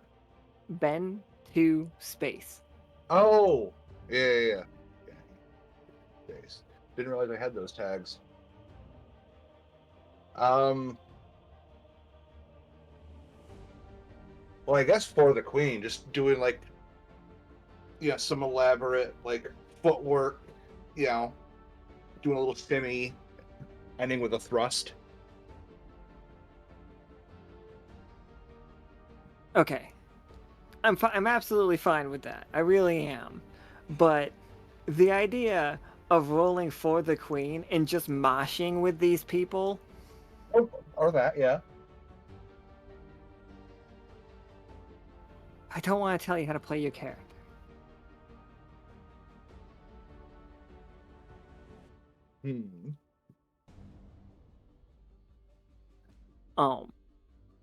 Yeah. So just those 2? Oh, better idea then. Okay. Dragoon dive into the ground and then just start pounding. Break dancing. Yeah. Yeah, see? See? Now we found the tone. Yeah. And can I do I use the tag for the variable full arm?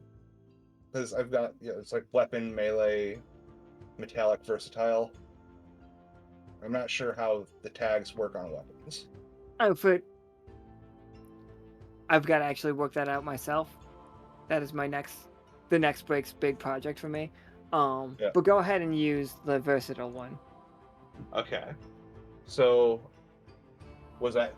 I mean, is that rolling 2 dice or 3 or what? 3 dice. 3d20. 3 dice. 3d20. Okay. And I have written that it does d6 standard damage. There's my 13. There's your 13. That's so funny. There's his 13. 1 second.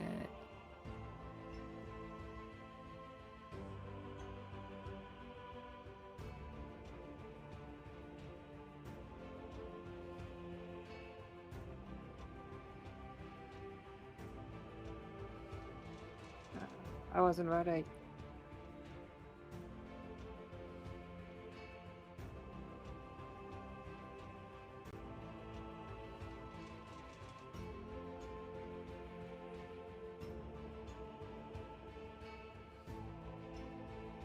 Alright.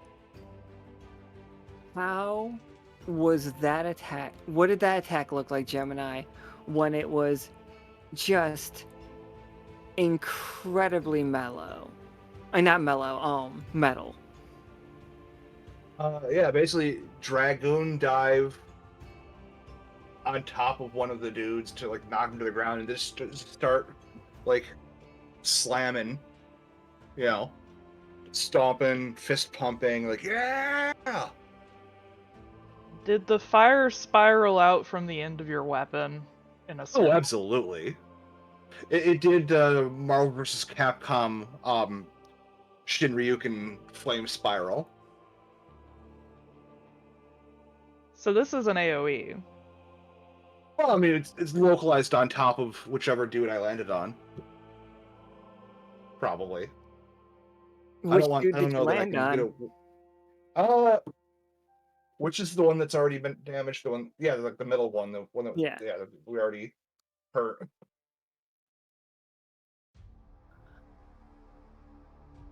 Yeah, okay.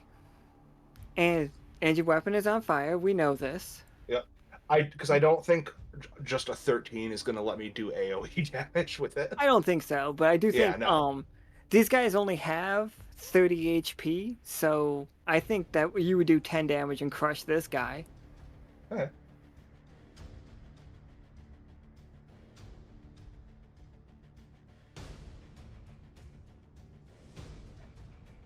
You changed the vibe of the room.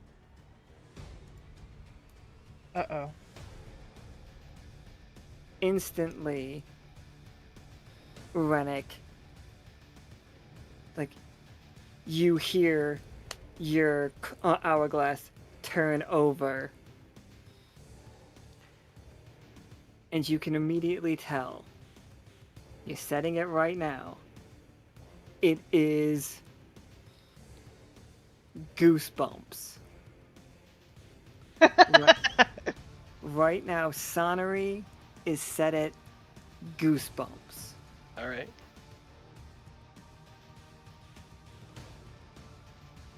Is the second token supposed to be on top or behind the first one? There we go. Oh. So much better. Oh my god, That's he so looks... good. Yeah. Pan the screen so the... Yeah.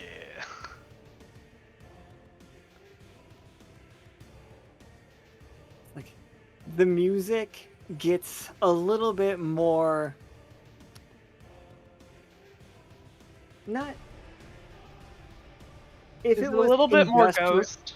if it was industrial metal before, it is... Or if it was like Cannibal Corpse and stuff before, now it is Ghost. Now it is... You know, metal that you can just, like, listen to. A little hint of cheese, but in a good way. Ghost's most recent song was really So good. obviously the goal is to get it to the mood eventually to crush 40, right? What is Crush 40? Are you familiar with the Sonic song "Live and Learn" from Sonic Adventure 2? No, I am not. I do not listen to very much video game music. Yeah, like the butt rock, like final boss music in Sonic games generally. Right now, the tone of Sonnery, and also the tone of this place, is you can kill these people, absolutely, but they will not bleed. If you cut their heads off, you will cut their head off, but we won't see the blood everywhere. Their head will roll across the screen and it'll be fine. We're R, but we're closer to PG-13. Okay.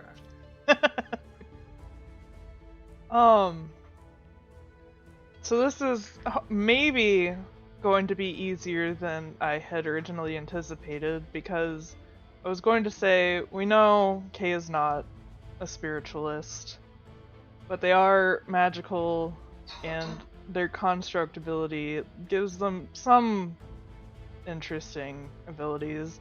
So I was going to ask if they could attempt to communicate with the spirit to get it, like, to try and work with it to take these things down. Also, go ahead.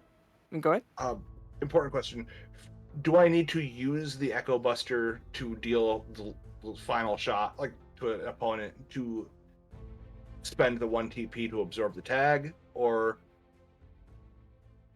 I don't I think just you do need that? to get the final hit. If you just pull it out and use it. Just use it.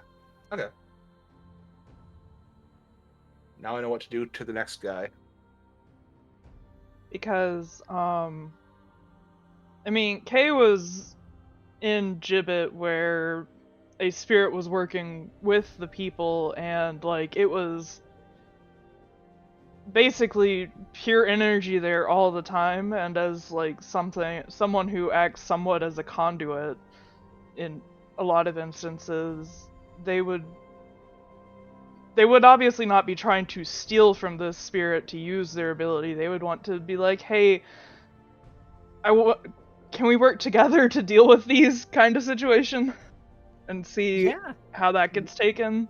Yeah, go ahead. Roll the vibe. What would you roll to try to communicate that? Magical construct. I kind of want to say metal in the way that everyone in the mosh pit takes care of each other. Yeah, absolutely. Give me 40-20. Yeah, 18, 17. Yeah, okay.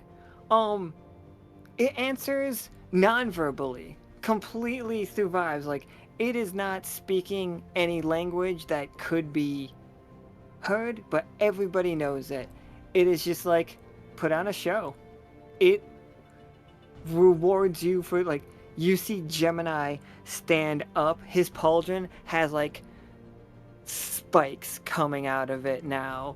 His, the spear, it looks less like the Swiss Army knife that it is, and more like he is straight stepping out of Conan right now. And the music is Conan's soundtrack. Begins playing. It's just like, do that, and it will reward you. It's like, and everybody gets, everybody recovers 2 tag points. Hey. Ooh.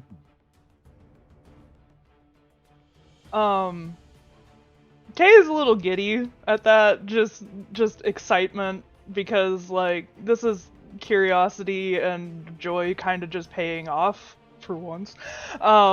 So their electricity is just gonna start spilling out from their fingertips, and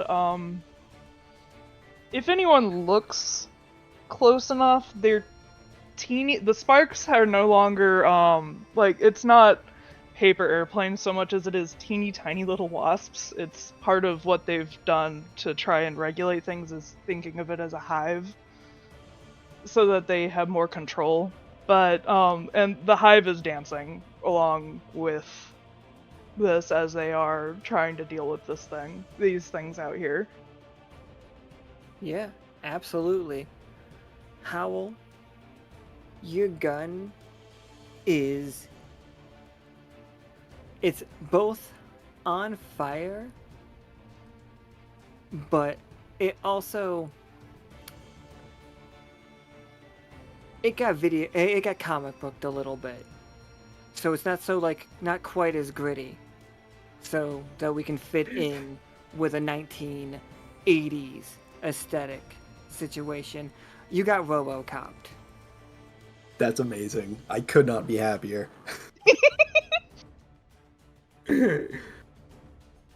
You know that this gun is going to fire through this creature so hard it's going to leave these nice holes, but don't worry, it's not going to be gross and gory, because it's just going to be a nice silhouetted hole. Oh, right on. So I'll jump back from the pile under Gemini, or is it gone now? And oh yeah, it crumbles back into sand.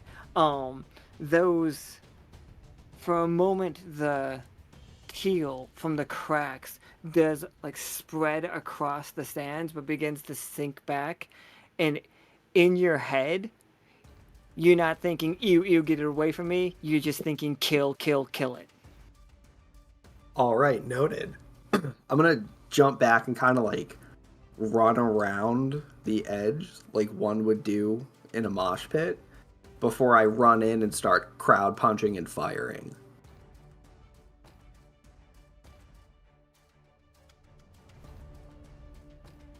Yeah, Dive in absolutely. like you're about to crowd surf. I mean, if I roll another one, who knows? What are you using for your rolls? Yeah, are you using metal? Definitely metal. You got one. But I Yeah, don't know if I've this probably is a- metal and marksman. I don't think I'd be able to use inked because my buddy's preoccupied at this moment. Yeah, he's just screaming, kill it. I'm Yeah, gonna so use I- one of my tag points and upgrade your marksman. Oh, what does that do? Math magician's cool, yo. Oh my, okay.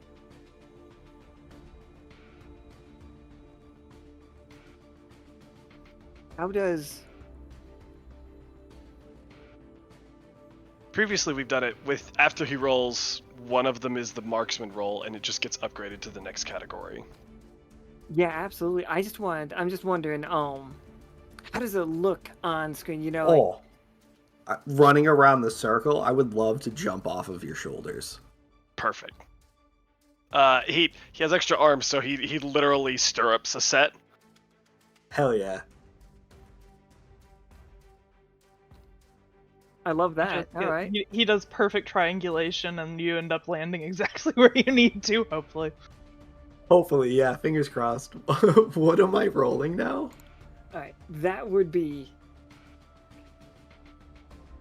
Give me 3d20 and upgrade one of them. It's like one of them is the next level of success. Deal.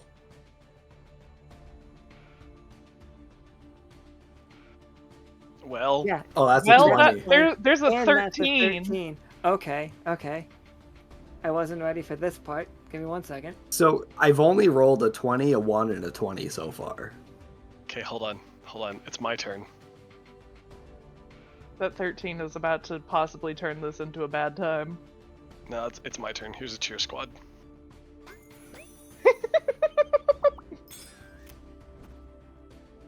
It was already an upgraded 20 because of what you did, and now it's Now it's also a cheer squatted 20, and a cheer we're squad squatted 20, in one. and a 13.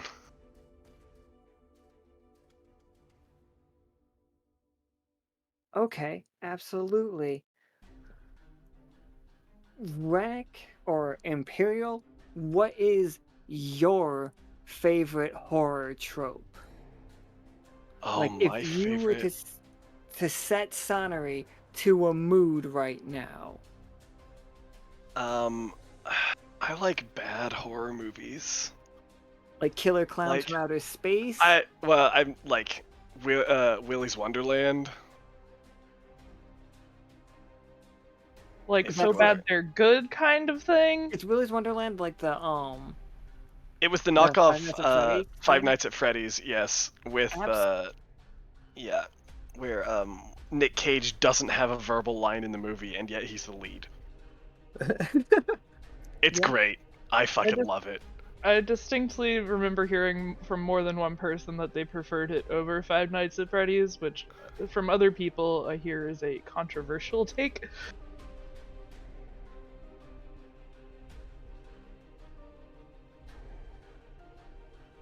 Okay, so if I'm understanding, we're like an asylum horror film. So, those are so there's that one. The other kind of horror I tend to like is the like psychological horror ones. Like, yeah, I can get behind a good slasher, but I also the really ones that like make you think. psychological horrors. Yeah. So either one of those is perfectly fine with me.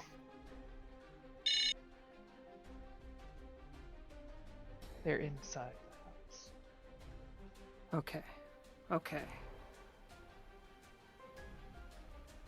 How would that change the vibe here? What, if we go psychological horror?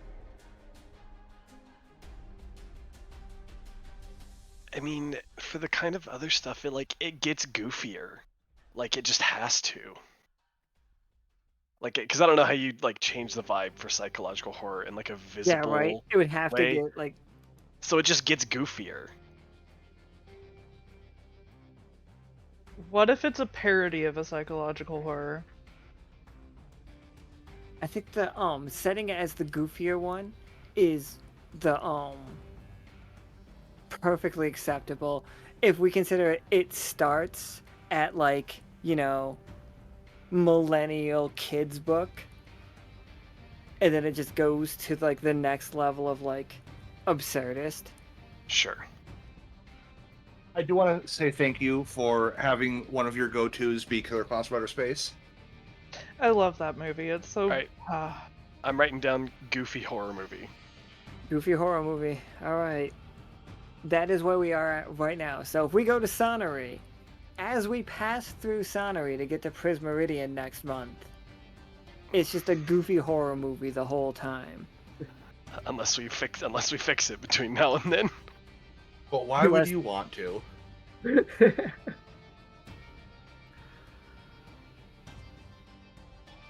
Oh god, is it Thanksgiving? No. All right, Like, with your RoboCop ass gun, Howl. What's the cheesy one-liner that you get to like blow the head off of the big bad that's been chasing you the whole movie? Oh no. It's gotta be See You in Hell, right? Like the Leprechaun to me is this kind of vibe. I don't know. Oh yeah, the Leprechaun. Those might be even dumber horror movies than we were talking about, but I don't know. Y'all seen the first Babysitter? one isn't really that dumb, but the later ones absolutely are. So, Has yeah. anyone other than me seen the Babysitter movies? I have Not not. I familiar don't with watch a those. lot of Damn. horror. Anybody remember Jack Frost? Anyway, back to this oh game. yeah. Sorry. I hated that movie. Have we bought you enough time for a one-liner, Howl? I'm just gonna go with See You in Hell. There's no way I'd have enough time for this. It's not my forte. Blow this one's head straight off.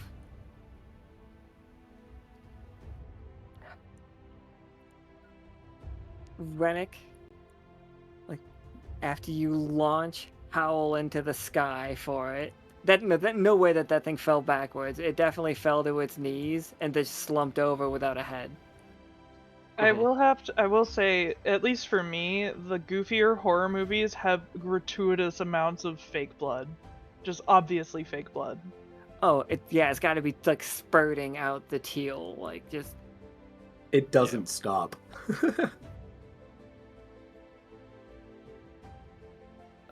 Am I up next? Yeah, Renic, you see behind you is Nichol in a sword fight with the one that tried to attack you from behind after you launched Howl into the air. Like, she is gonna jump back and do this crazy slash with her sword, Mhm. and it's gonna go right for Nichol's head.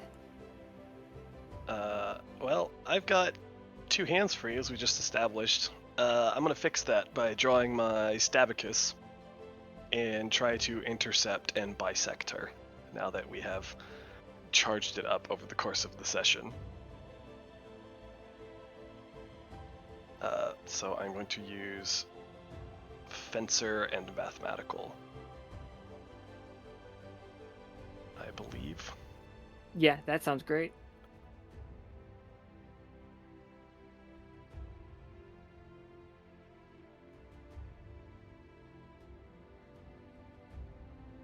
Well, Alright. So, I think I have a fun, tough choice. You can either,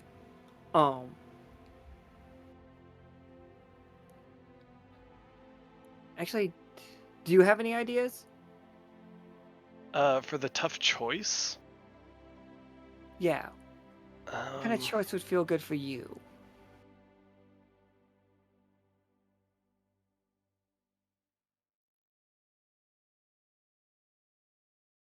not really, unfortunately. I wish I did.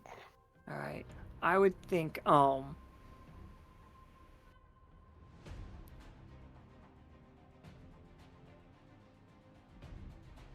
my tough choice for you is you can get through this attack and protect Nichol, block that attack for Nichol, and like slash into this creature. You don't see the backup coming. That's totally fine. Okay. I'll eat a hit.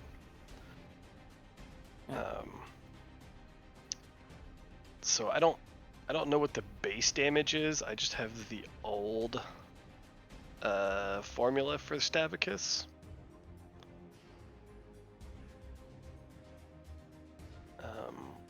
Oh yeah. But based on the old formula, it would be doing 2 plus 16, so 18 damage.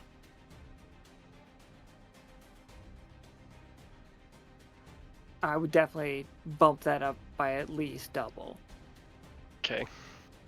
So we, according to my math, without counting this roll, we've rolled 5 successes, 4 triumphs, 1 catastrophe, and 1 failure.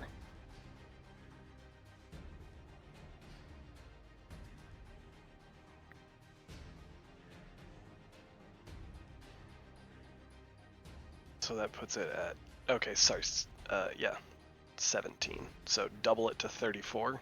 Yeah, I would definitely say you cleaver right. Like, actually, how does that attack look? I really like the idea that whenever he's using the Stabicus and it's charged up, like the beads just start clicking while he's like mid-swing.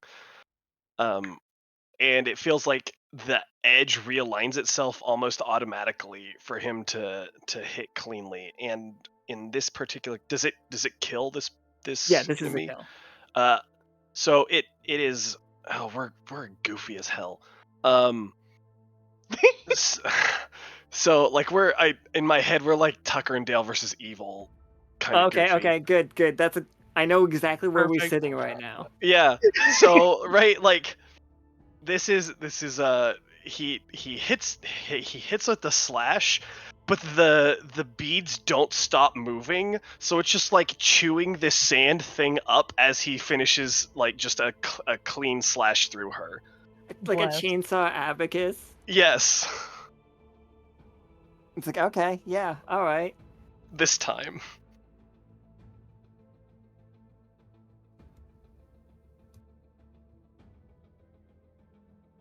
Yeah, there you Split in go. half. In my head, like normal use for it, I almost feel like it releases a pulse of energy whenever he hits something after it's been charged up like that. But that's Ugh. just in my head. Pneumatic fucking beads. Click, click, click, click, click, click, click, click, click, click.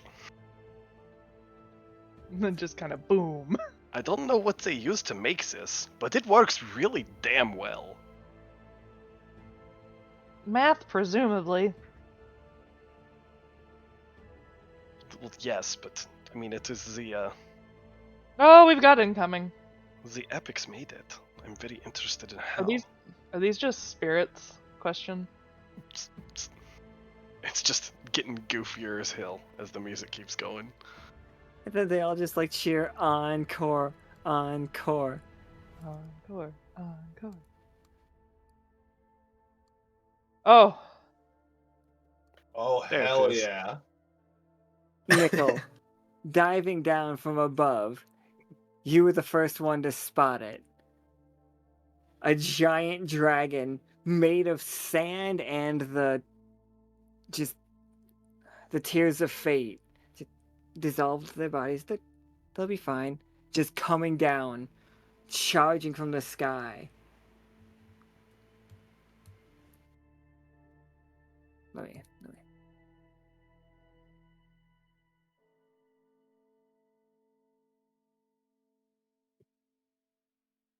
Well, if he's charging down, feel like it's a good attempt to, or a good chance to try to meet him halfway. So Nichol's going to try to jump up, like form like an ice lance in one hand and his flaming red crystal blade in the other to try to, go after the guy.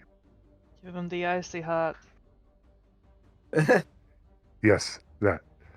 So, yeah, basically is, basically looking like they're, going up there. So it's almost like out of, some sort of a heavy metal album cover. Or like, okay, I got you. I have the power. So yeah, I Maybe want to take use metal. the elementalist and metal tags for that. Absolutely. Instead of through the fire and the flame, it's through the flame and the ice. Do you want to do effectiveness or accuracy? I think I'm gonna go. I think 1 accuracy, 1 effectiveness. All right. Give me 2d20. Yeah, that'll do it. Let's Yeah, go. there we go. Oh no, you should have given me 1 more d20 too. It should. No, wait, no. Effectiveness and accuracy. So you do 20 damage to this thing. Oh no. Yeah, and This is flaming. So I would definitely say you just did 30 to it. This guy's a little tougher than the other guys, but that's a big hit. What's that look like?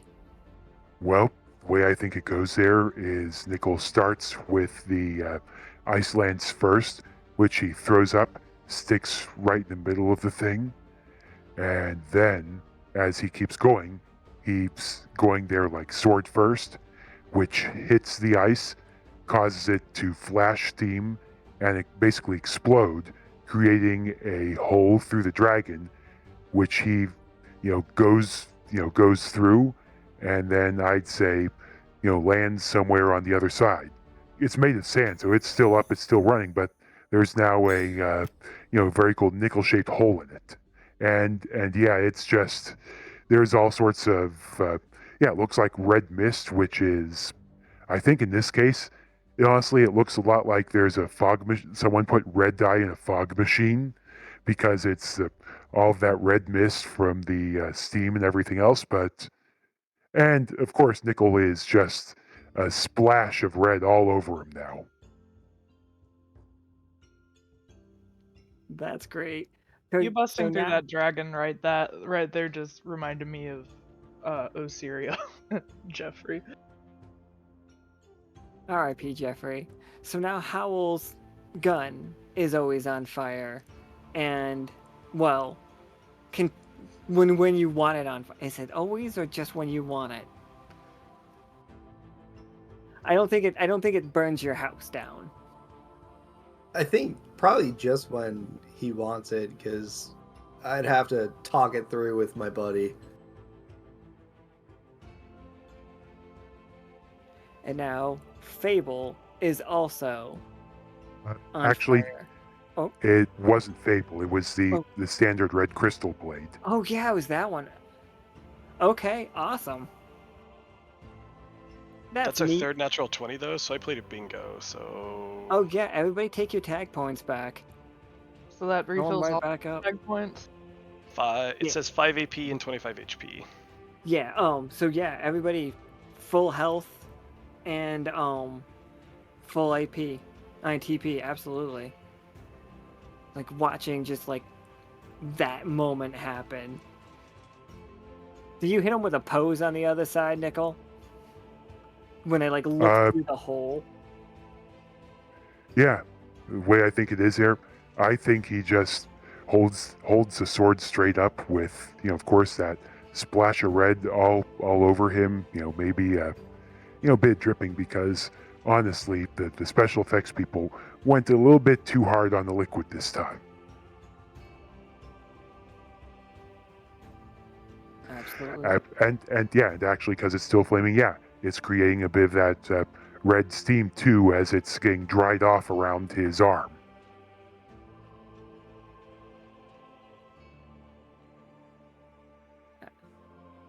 So, what is the rest of you fours like? It has 10 HP left, like as it falls to the Is ground. this one dude still alive on the ground? No, that guy lost his head. Okay, I couldn't remember.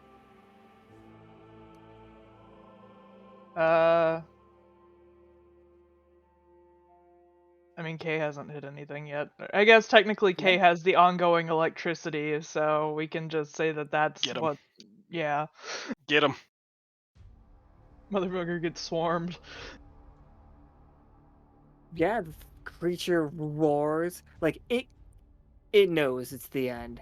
It charges directly at you, Kay, mouth wide open. It's going to try to bite you in the same way that you get bitten by a whale as it runs into you. Its mouth is there, but that's just the impact zone. What is your attack? You see it charging up in its mouth the teal lightning that we saw outside. That this is not magical. But it's energy. Which tends to be all that Kay needs for them to draw it to them.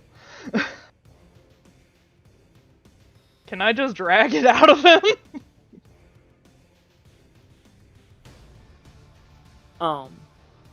I would discharge it. I can't hold on to it. Kay doesn't really hold excess energy. They just kind of... I'm actually going to tell you guys all right now that is like cracks to the between. So it's not magic in it. Like, it's going to hit you with possibilities. And you're going to find a universe where you took a lot of damage. If it hits you. Like, it's not going to do any physical damage to you, but you will live it in a dream. That is absolutely fascinating.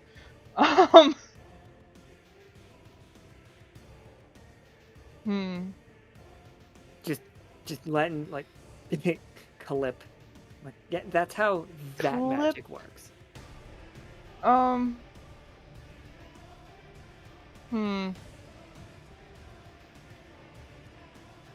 But yeah, you could discharge with the lightning you got going on, like straight up. Like, yeah. You could Hadouken that. I also, Kamehameha. if it hits me, want to reflect the damage if I can. I don't know if that's gonna work out for me though, because I think I have to roll really high for that. Yeah, let's rock. Okay. So the goal is not to try to dodge out of the way, but make a big enough hole that you can just Charlie Chaplin this. I don't know what that means, Alan. What? Oh man, I got this. It's where the front of the house falls, but you're standing in the exact right spot that the window goes over you and you don't get crushed. That's Buster. That's Buster Keaton. Buster Keaton this. God damn it. That would have been great. Would have you got the reference if I said Buster Keaton, though? That's what's important. Yes. Yeah, not like full. Like I understand who he is and like where he was, like the origin of a lot of comedy, so I would have gotten it, but I'm not the exact reference, like what you were Also talking invented. about. Yeah, he also invented a ton of special effects techniques. Yeah. Like I would not have like fully got the I'm standing here with like the window around me kind of situation, but I would have at least understood the source of what we were talking about. Alright, but do we want to look at that? That is your 20 situation. Your 20, you roll a nat 20, you blow a hole, like, you're standing there, cool as shit. No problem. A success is still good, still perfectly good. Doesn't look as cool, but still, you got the job done. Like, maybe you have to crawl out of it. But Just it's crawling out of a nasty thing. A Okay. success is that end of that horror movie. It hits you. It's tremors. It's when it splashes down. Yep. Tremors is so good. A 1 is where we think that we won, but then it comes crawling out of the sands later to be dealt with again. I think a 1 is like it hits you as hard as it can. Fair enough. Okay, so this is. Keep in mind we've still got that got it in 1 rolling, so. Yeah, so this is magical construct.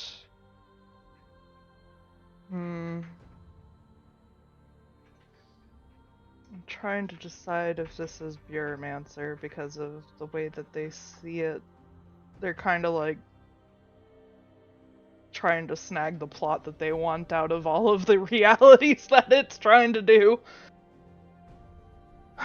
So probably in the metal. So that's what, 4? I would try to say officer. I would suggest officer over Buromancer. Okay. I would say that is just like literally we're doing what we've been seeing all game, that Lockstitch gets shit done.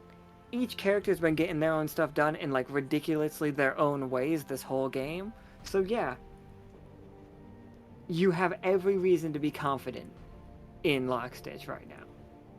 Okay, so it's 4. Which upgrade do you want? Oh, you're upgrading me? I have seen Construct and Magical before. I think I can only upgrade 1.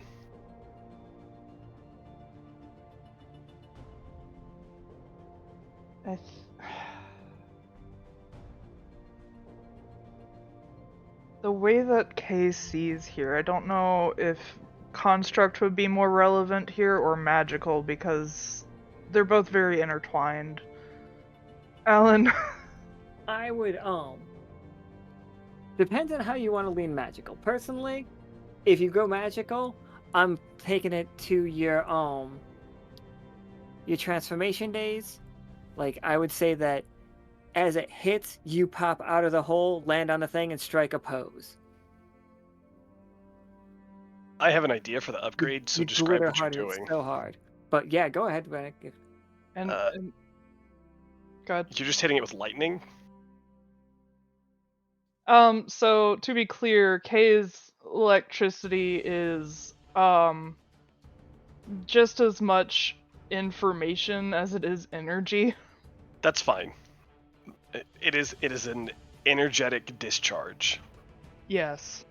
Great. I feel like Renic has one hand free. He whips out a piece of chalk and he sketches a diagram into the air, which creates like a, for lack of a better term, like an arcane funnel to keep your blast contained, going where you intend it to. So that's magical then. Either way. Yeah. All right. So I assume that I need to effectiveness dice versus hitting. So I will say that by default, this attack 1d10. A 20 with all 20s gets the with all 20-siders gets the job done. But if you don't get that 20, you're gonna need a lot of luck on that D10, because that's how much health it has left. Right. Okay. So I'm doing additional 4. So if I do 3d20s and 2d10s. Yep, sounds like the math. Oh wait, add 1 more D20 to that from the upgrade. Oh, I thought it was an increase on the effect, the level of. Oh yeah, absolutely. Sorry, my bad. Yep, go for it. Yep. Yeah, 19 will do the job just fine. And that increases that to a 20. Yep, it is a 20 by all categories other than the word natural. Okay, so then that's 20 damage. Yep, you blow a hole right through it. Oh, 1 second. Can I do it? No, that doesn't work. Here we go.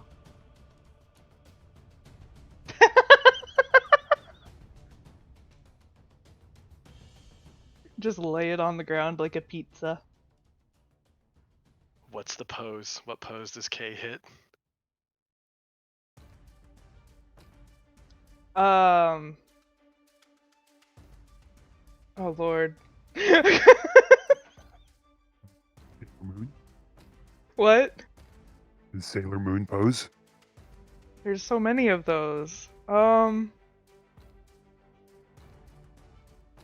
mean, I'm not. Lord, I don't know. I'm not good at saying. Someone. I don't know of any famous poses, so I'm just kind of like, Are you after cool or awkward? Cool, I guess? Honestly, my ass is over here just like, they just stand there looking, like, excited. He's just like, Sakura at the end of Street Fighter Alpha match. Yeta! And she like throws up the peace sign, like jumps, curls both of her knees. Just like, holy shit, it worked. Basically.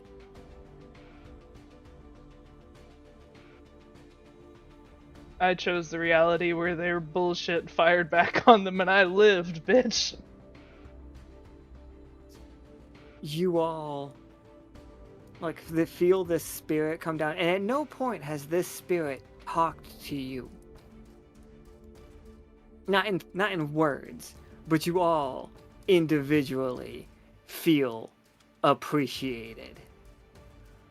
The music dies down as you see that one of the treasure hunters must have brought a boombox, and they were listening to 3 Vampires and a Goth Girl when all the spirits in this area started waking up.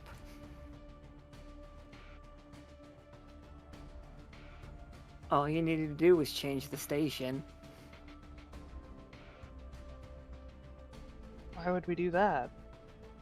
Well, you did though. The vibe. Fair enough. It's like a giant death metal spirit out here. Problematic.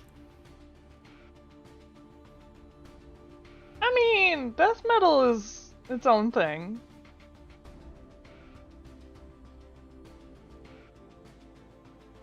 Yeah, but as a vibe for like at all times, that could be a bit much. And also, like, I think this thing is going away. I think this thing is just back into the world. It's not trapped here. Like, yeah. it was just here for the show. Before it goes, Kay is going to... We still have the poster, right? Oh, for sure. Kay is, first off, gonna be like, thank you, that was, fun. Have you ever been to a concert? And the people that you were listening to, they're gonna be doing shows here from the looks of it.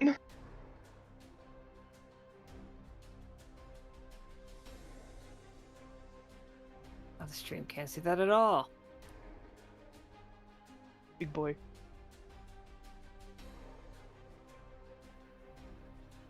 Okay, so the three oldest spirits that we know about are Talus, who has not specifically told us what they were a spirit of. This dude, who is the spirit of metal, but we can change what kind of metal. And wait, and we also know about a very powerful spirit of peace at any cost, and also the spirit of a good time. Kay is basically a little bit too giddy right now and is like, hey man, you want to go to a concert? Yeah, absolutely. I don't like it. Might, who knows? Like, this thing has been cooped up for a very long time, so I think right now it's gonna like vanish. But the world is. Do we think it's cool that this season's 13 just means metal?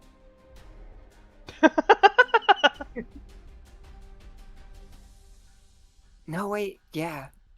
But the 13 changes the variety. I can't keep tabs on that. I can only keep tabs on that one Renix here. If we can't change the vibe that much, it'd be dangerous.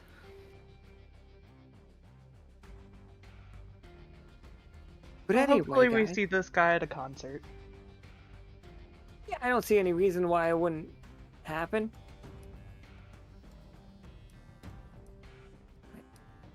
Dang, I didn't get to use the Echo Buster, so I can't absorb metal, can I? I think we'll give it to you. Okay. Well, no, the funny thing is, your spear has metal. Your Echo Buster doesn't. Well, You but rolled- I didn't roll a No, 20. you didn't roll a 20. That is a shame. Oh well. Somebody got it at least. That was worth the use of help.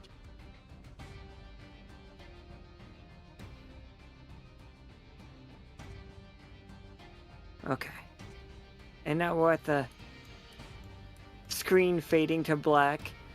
I really like this game that we just played because it kind of implies that this is a casual thing for you all.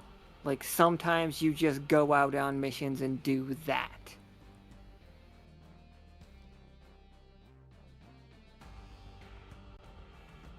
I mean, we try to help. Sometimes the world gets in the way, but generally we're just trying to help, so we managed it. And we can't forget the start of this game. We learned Howl is becoming like a ruthless information gatherer, is like the underworld of Nefraka and the Node, just like bullying people to get information, but also doing a great job at it. Renic knows how to step backwards into Sonnery from Sanguine. We tried to do the mission that was on the briefing. I feel like we did a great job. Nichol is getting better at the sand skiff. Still not great, but we do have quiet trade routes.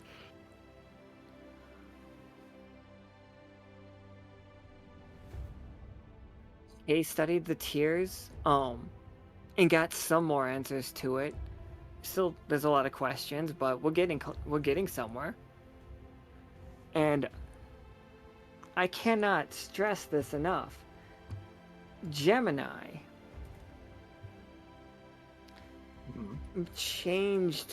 is changing the Echo through unit. We're calling it. It is a soothsaying, like, safety device. a sooth saving device. Ah, sooth saving device. And the act of using unit is called unity.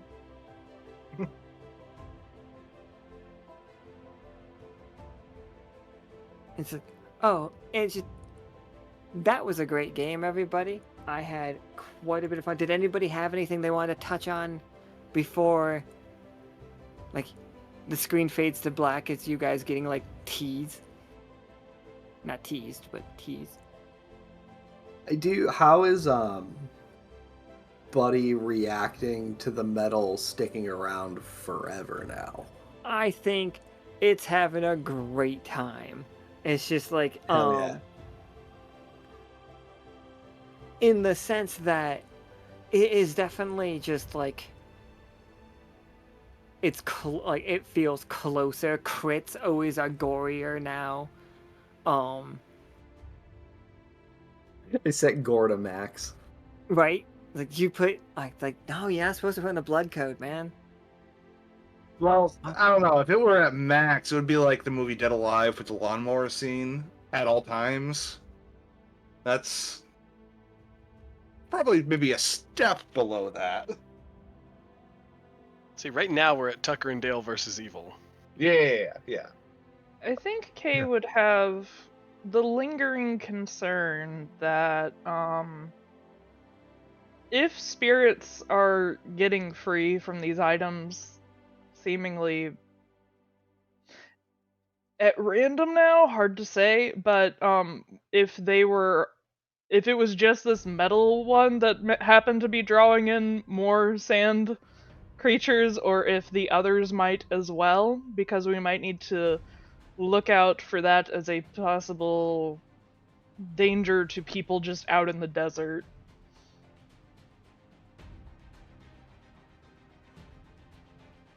Or if not even in the desert, if we start having, because we are collecting a lot of these items in the cities, and if a lot of spirits are getting out of them, and not to say that's a bad thing, in a lot of ways that can be a good thing because a lot of them aren't there willingly, is that going to draw the sands in towards civilization?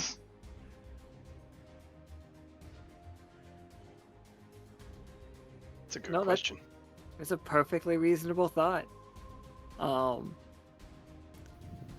When that comes up in the next week's worth of games, everybody, you all have, everybody from this point on has the tag prepared. You have been warned. Hey, I did good. You can RP figuring that out if you would like to, but absolutely. Anybody with a lean and being able to study magic or anything involving spirits will be realizing what is happening. Like the combination effect of everybody being able to read and understand, because the bureaucratic curse was broken, that this vampire item is incredibly old and incredibly powerful. Like, so they are collecting them, but the spirits are at have been for the last couple days just leaving those, and by proxy, some of the fire ones might start a little bit of a house fire on their way out.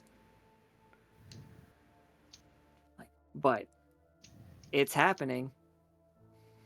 And it is, in theory, it draws in these sand things, so... It's like, what's really fun is if you look at the game list, where the game sign up, what is calendar? Which game is it? Like for Thursday, that sandstorm is this. Hey! I helped!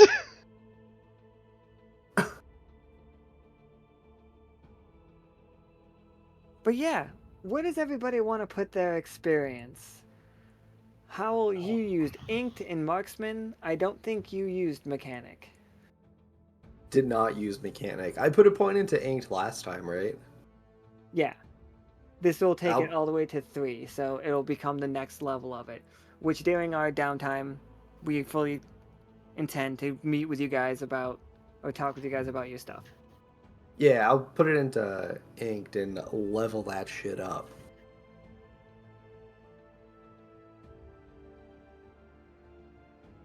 Can't just The only Doom tag Guy I music used is starts. for the queen. Which feels like it could almost be a subcategory of performer. I would accept performer for that. I would. Okay. So we rolled so many 20s. Oh yeah, everybody. How many 20? Like, for your first 20, you get that one in your in experience. I rolled wait, two do we 20s. do we only get an experience if we rolled a 20? No, you get one Oh, okay. experience natively. You Okay, get. okay. You can add. You can get up to 2 experience Okay. with a 20. We got really scared by the first Sea Devil game with those 20s because they fucking got nuts. Say it looks like Howl, Howl Nichol, rolled and a I 20. rolled 20s. Howl's 20 was when he was rolling for Inked. At That's the true. His first beginning. roll was inked. So you want to put the other one in marksman then? Because So is that 2 into... No. you could put 2 into inked if you want to, like get a head start on the next one up on that. Well, yeah, so it's experience just for playing the game, and then +1 per 20? Just the first 20. Just the first one, okay. Yeah, we got- so I'll put 1 into Inked and 1 into Marksman. That makes perfect sense. And in the story makes I sense used too. that a lot today.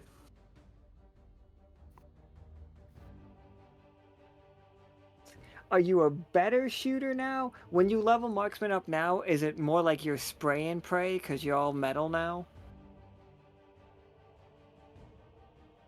I don't know. I'd have to think about that. I We I don't want to have to embrace stick the with inner that. RoboCop because that's hilarious. The RoboCop thing is hilarious. It'd All be I right. just pretty shoot fun. perfect circles through people now. It would be pretty fun to do like the Terminator thing where you flip your gun. Oh, like Winchester it? Ooh. Yeah, to reload or to chamber the next round, he does the underhand flip. My new goal is to become the Terminator. It also just looks really threatening. I hear Tarkus can arrange for some of that. That would. Could you fucking imagine that arc? It's just like no. Wait, is your arc build my new my find a new body, but instead you go into the new body? It could be. It's like you get to keep this Fox one. I'm gonna go into the Terminator. I kind of That- love that. That would be such a fun twist on that fucking trope. All right, Gemini. We said performer. Yeah. Nichol got a 20. Where was It was when I was doing Elementalist and Metal, so I think it has to be Elementalist. Oh yeah. Look at you. Oh man, that's really cool. The fact that Elementalist leveled up at the same, like, while using metal. What does it mean? I forget, what does it mean when we have more than one level in a tag? You can use that same tag more than once in a single roll. Oh, okay. You could use it to give yourself, like, one effectiveness and one thing, even though it's just one skill, like Researcher or something, which would go up Okay. to, like, Scholar. So, Nichol, as far as where to put a point, you did use Pilot while you were learning, when you were on the skiff. This would level up Pilot, and you could also say that you learned that skiff. I think that would work. It was either going to have to be that or self-sacrificing, and honestly, it wasn't like a huge self-sacrificing moment, so it doesn't feel right to have it there. Right? It's just like you were willing to take the hit, but you didn't need to. Like you were good enough that you didn't need to take that hit. We cover each other's backs. We got it. Like Renic and Nichol back to back. All of a sudden, Howl comes running and gets launched in the air and blows a hole. And blows that thing's head off. Like Nichol jumps in the sky after a dragon, and then Kay blows a big hole in it and just lands on the ground. As 8 lands on the ground. That's great. Gory. Like, Nichol blew a hole through it, and then Kay blew a second hole through it.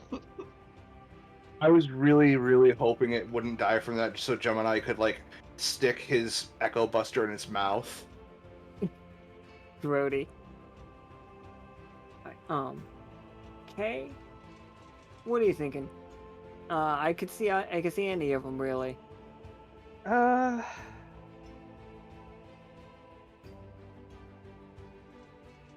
That is an excellent question, because so magical would get to 3, construct would make it 2, and then I didn't necessarily roll for it, but with the end helping with researcher. Oh no, I counted your beginning role as researcher when you were studying the Tears of Fate. Okay, right. Well, That was all this game. How crazy! God bless, it's been we've been on a ride.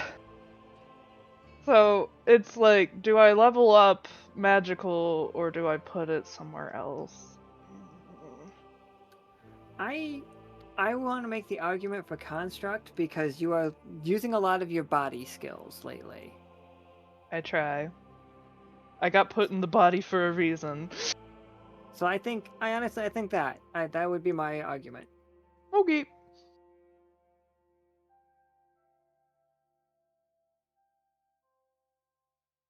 All right. Did I Renic? One day I'll level up researcher. I would say I rolled the nat 20 during research, so that goes into researcher, and I used fencer a bunch, so that's where it should go. Absolutely. So researcher, fencer, absolutely. Okay. Kay, were you just asking if you were putting it in construct or researcher? Oh no, I was just saying one day I'll add something to researcher. It's the one that doesn't have anything. It is the... No, I have you at +1 in it. Did you roll a 20 in it? Maybe? If that's... look, I'll believe you. I have you at 221. I'll believe you. Lord knows that I forget things occasionally. A lot.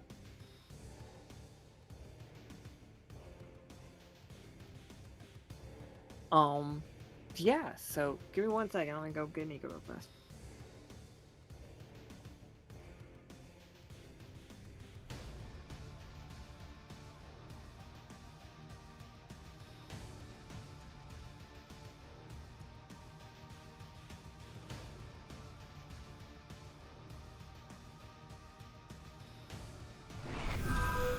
This game is very similar to the game that we played on Sunday, where it is a combination of like a slice of life and then a mission.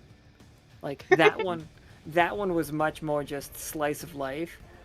This one I expected, I was just like, oh, let's like just talk real fast about where we all at. But then you guys all had like really cool ideas about what your characters were doing, and I wanted to see it like to completion. Again, you keep giving us too much rope, and we keep running with it.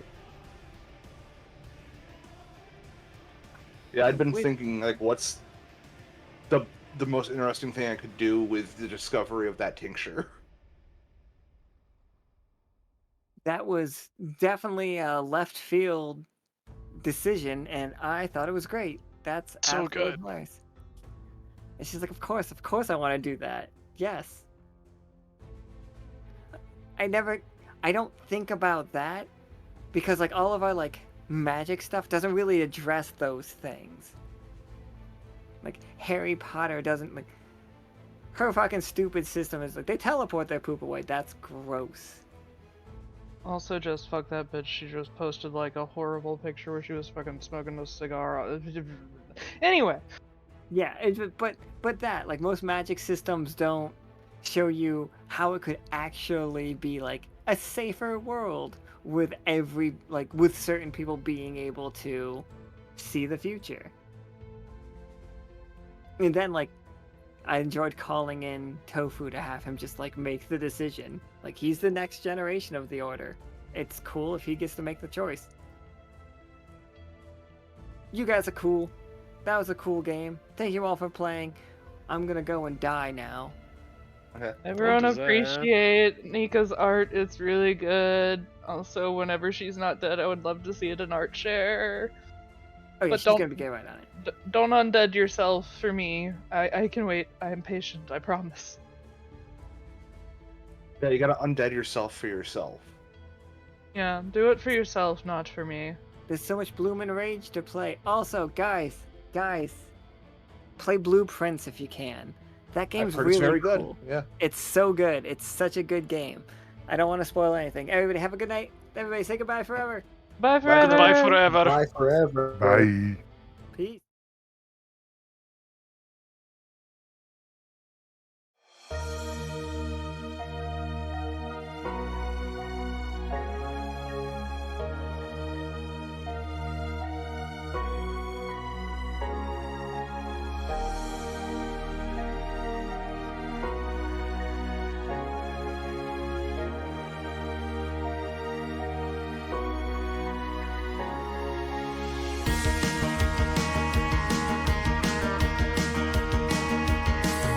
Through tangled paths and mysteries, working side by side, we weavers chart where none to be, sailing day and night. Luminaries chase the truth through boundless wisdom keen. Through tests and trials, they'll guide the crew to sights yet to be seen. Raise the banner, let it fly. United we stand tall. A spirit bold and a courage bright to answer echo's call. Adventure waits for nobody, so rally up the crew. Sailing towards our destiny, we know just what to do.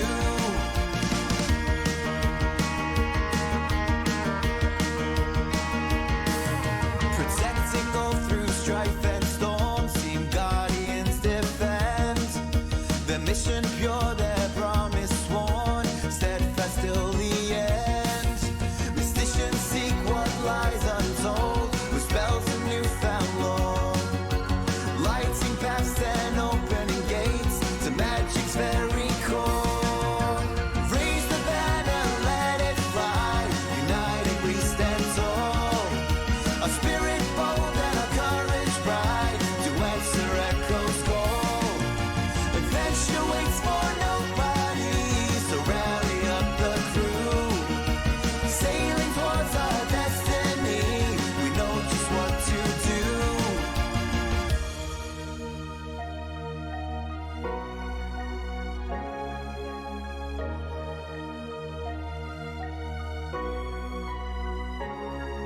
Spirits wake, hearts will grow. Lockstitch's name, the world will know. Spirits wake, hearts will grow. Lockstitch's name, the world will know. Spirits wake, hearts will grow. Lockstitch's name, the world will know. Spirits wake, hearts will grow. Lockstitch's name, the world will know.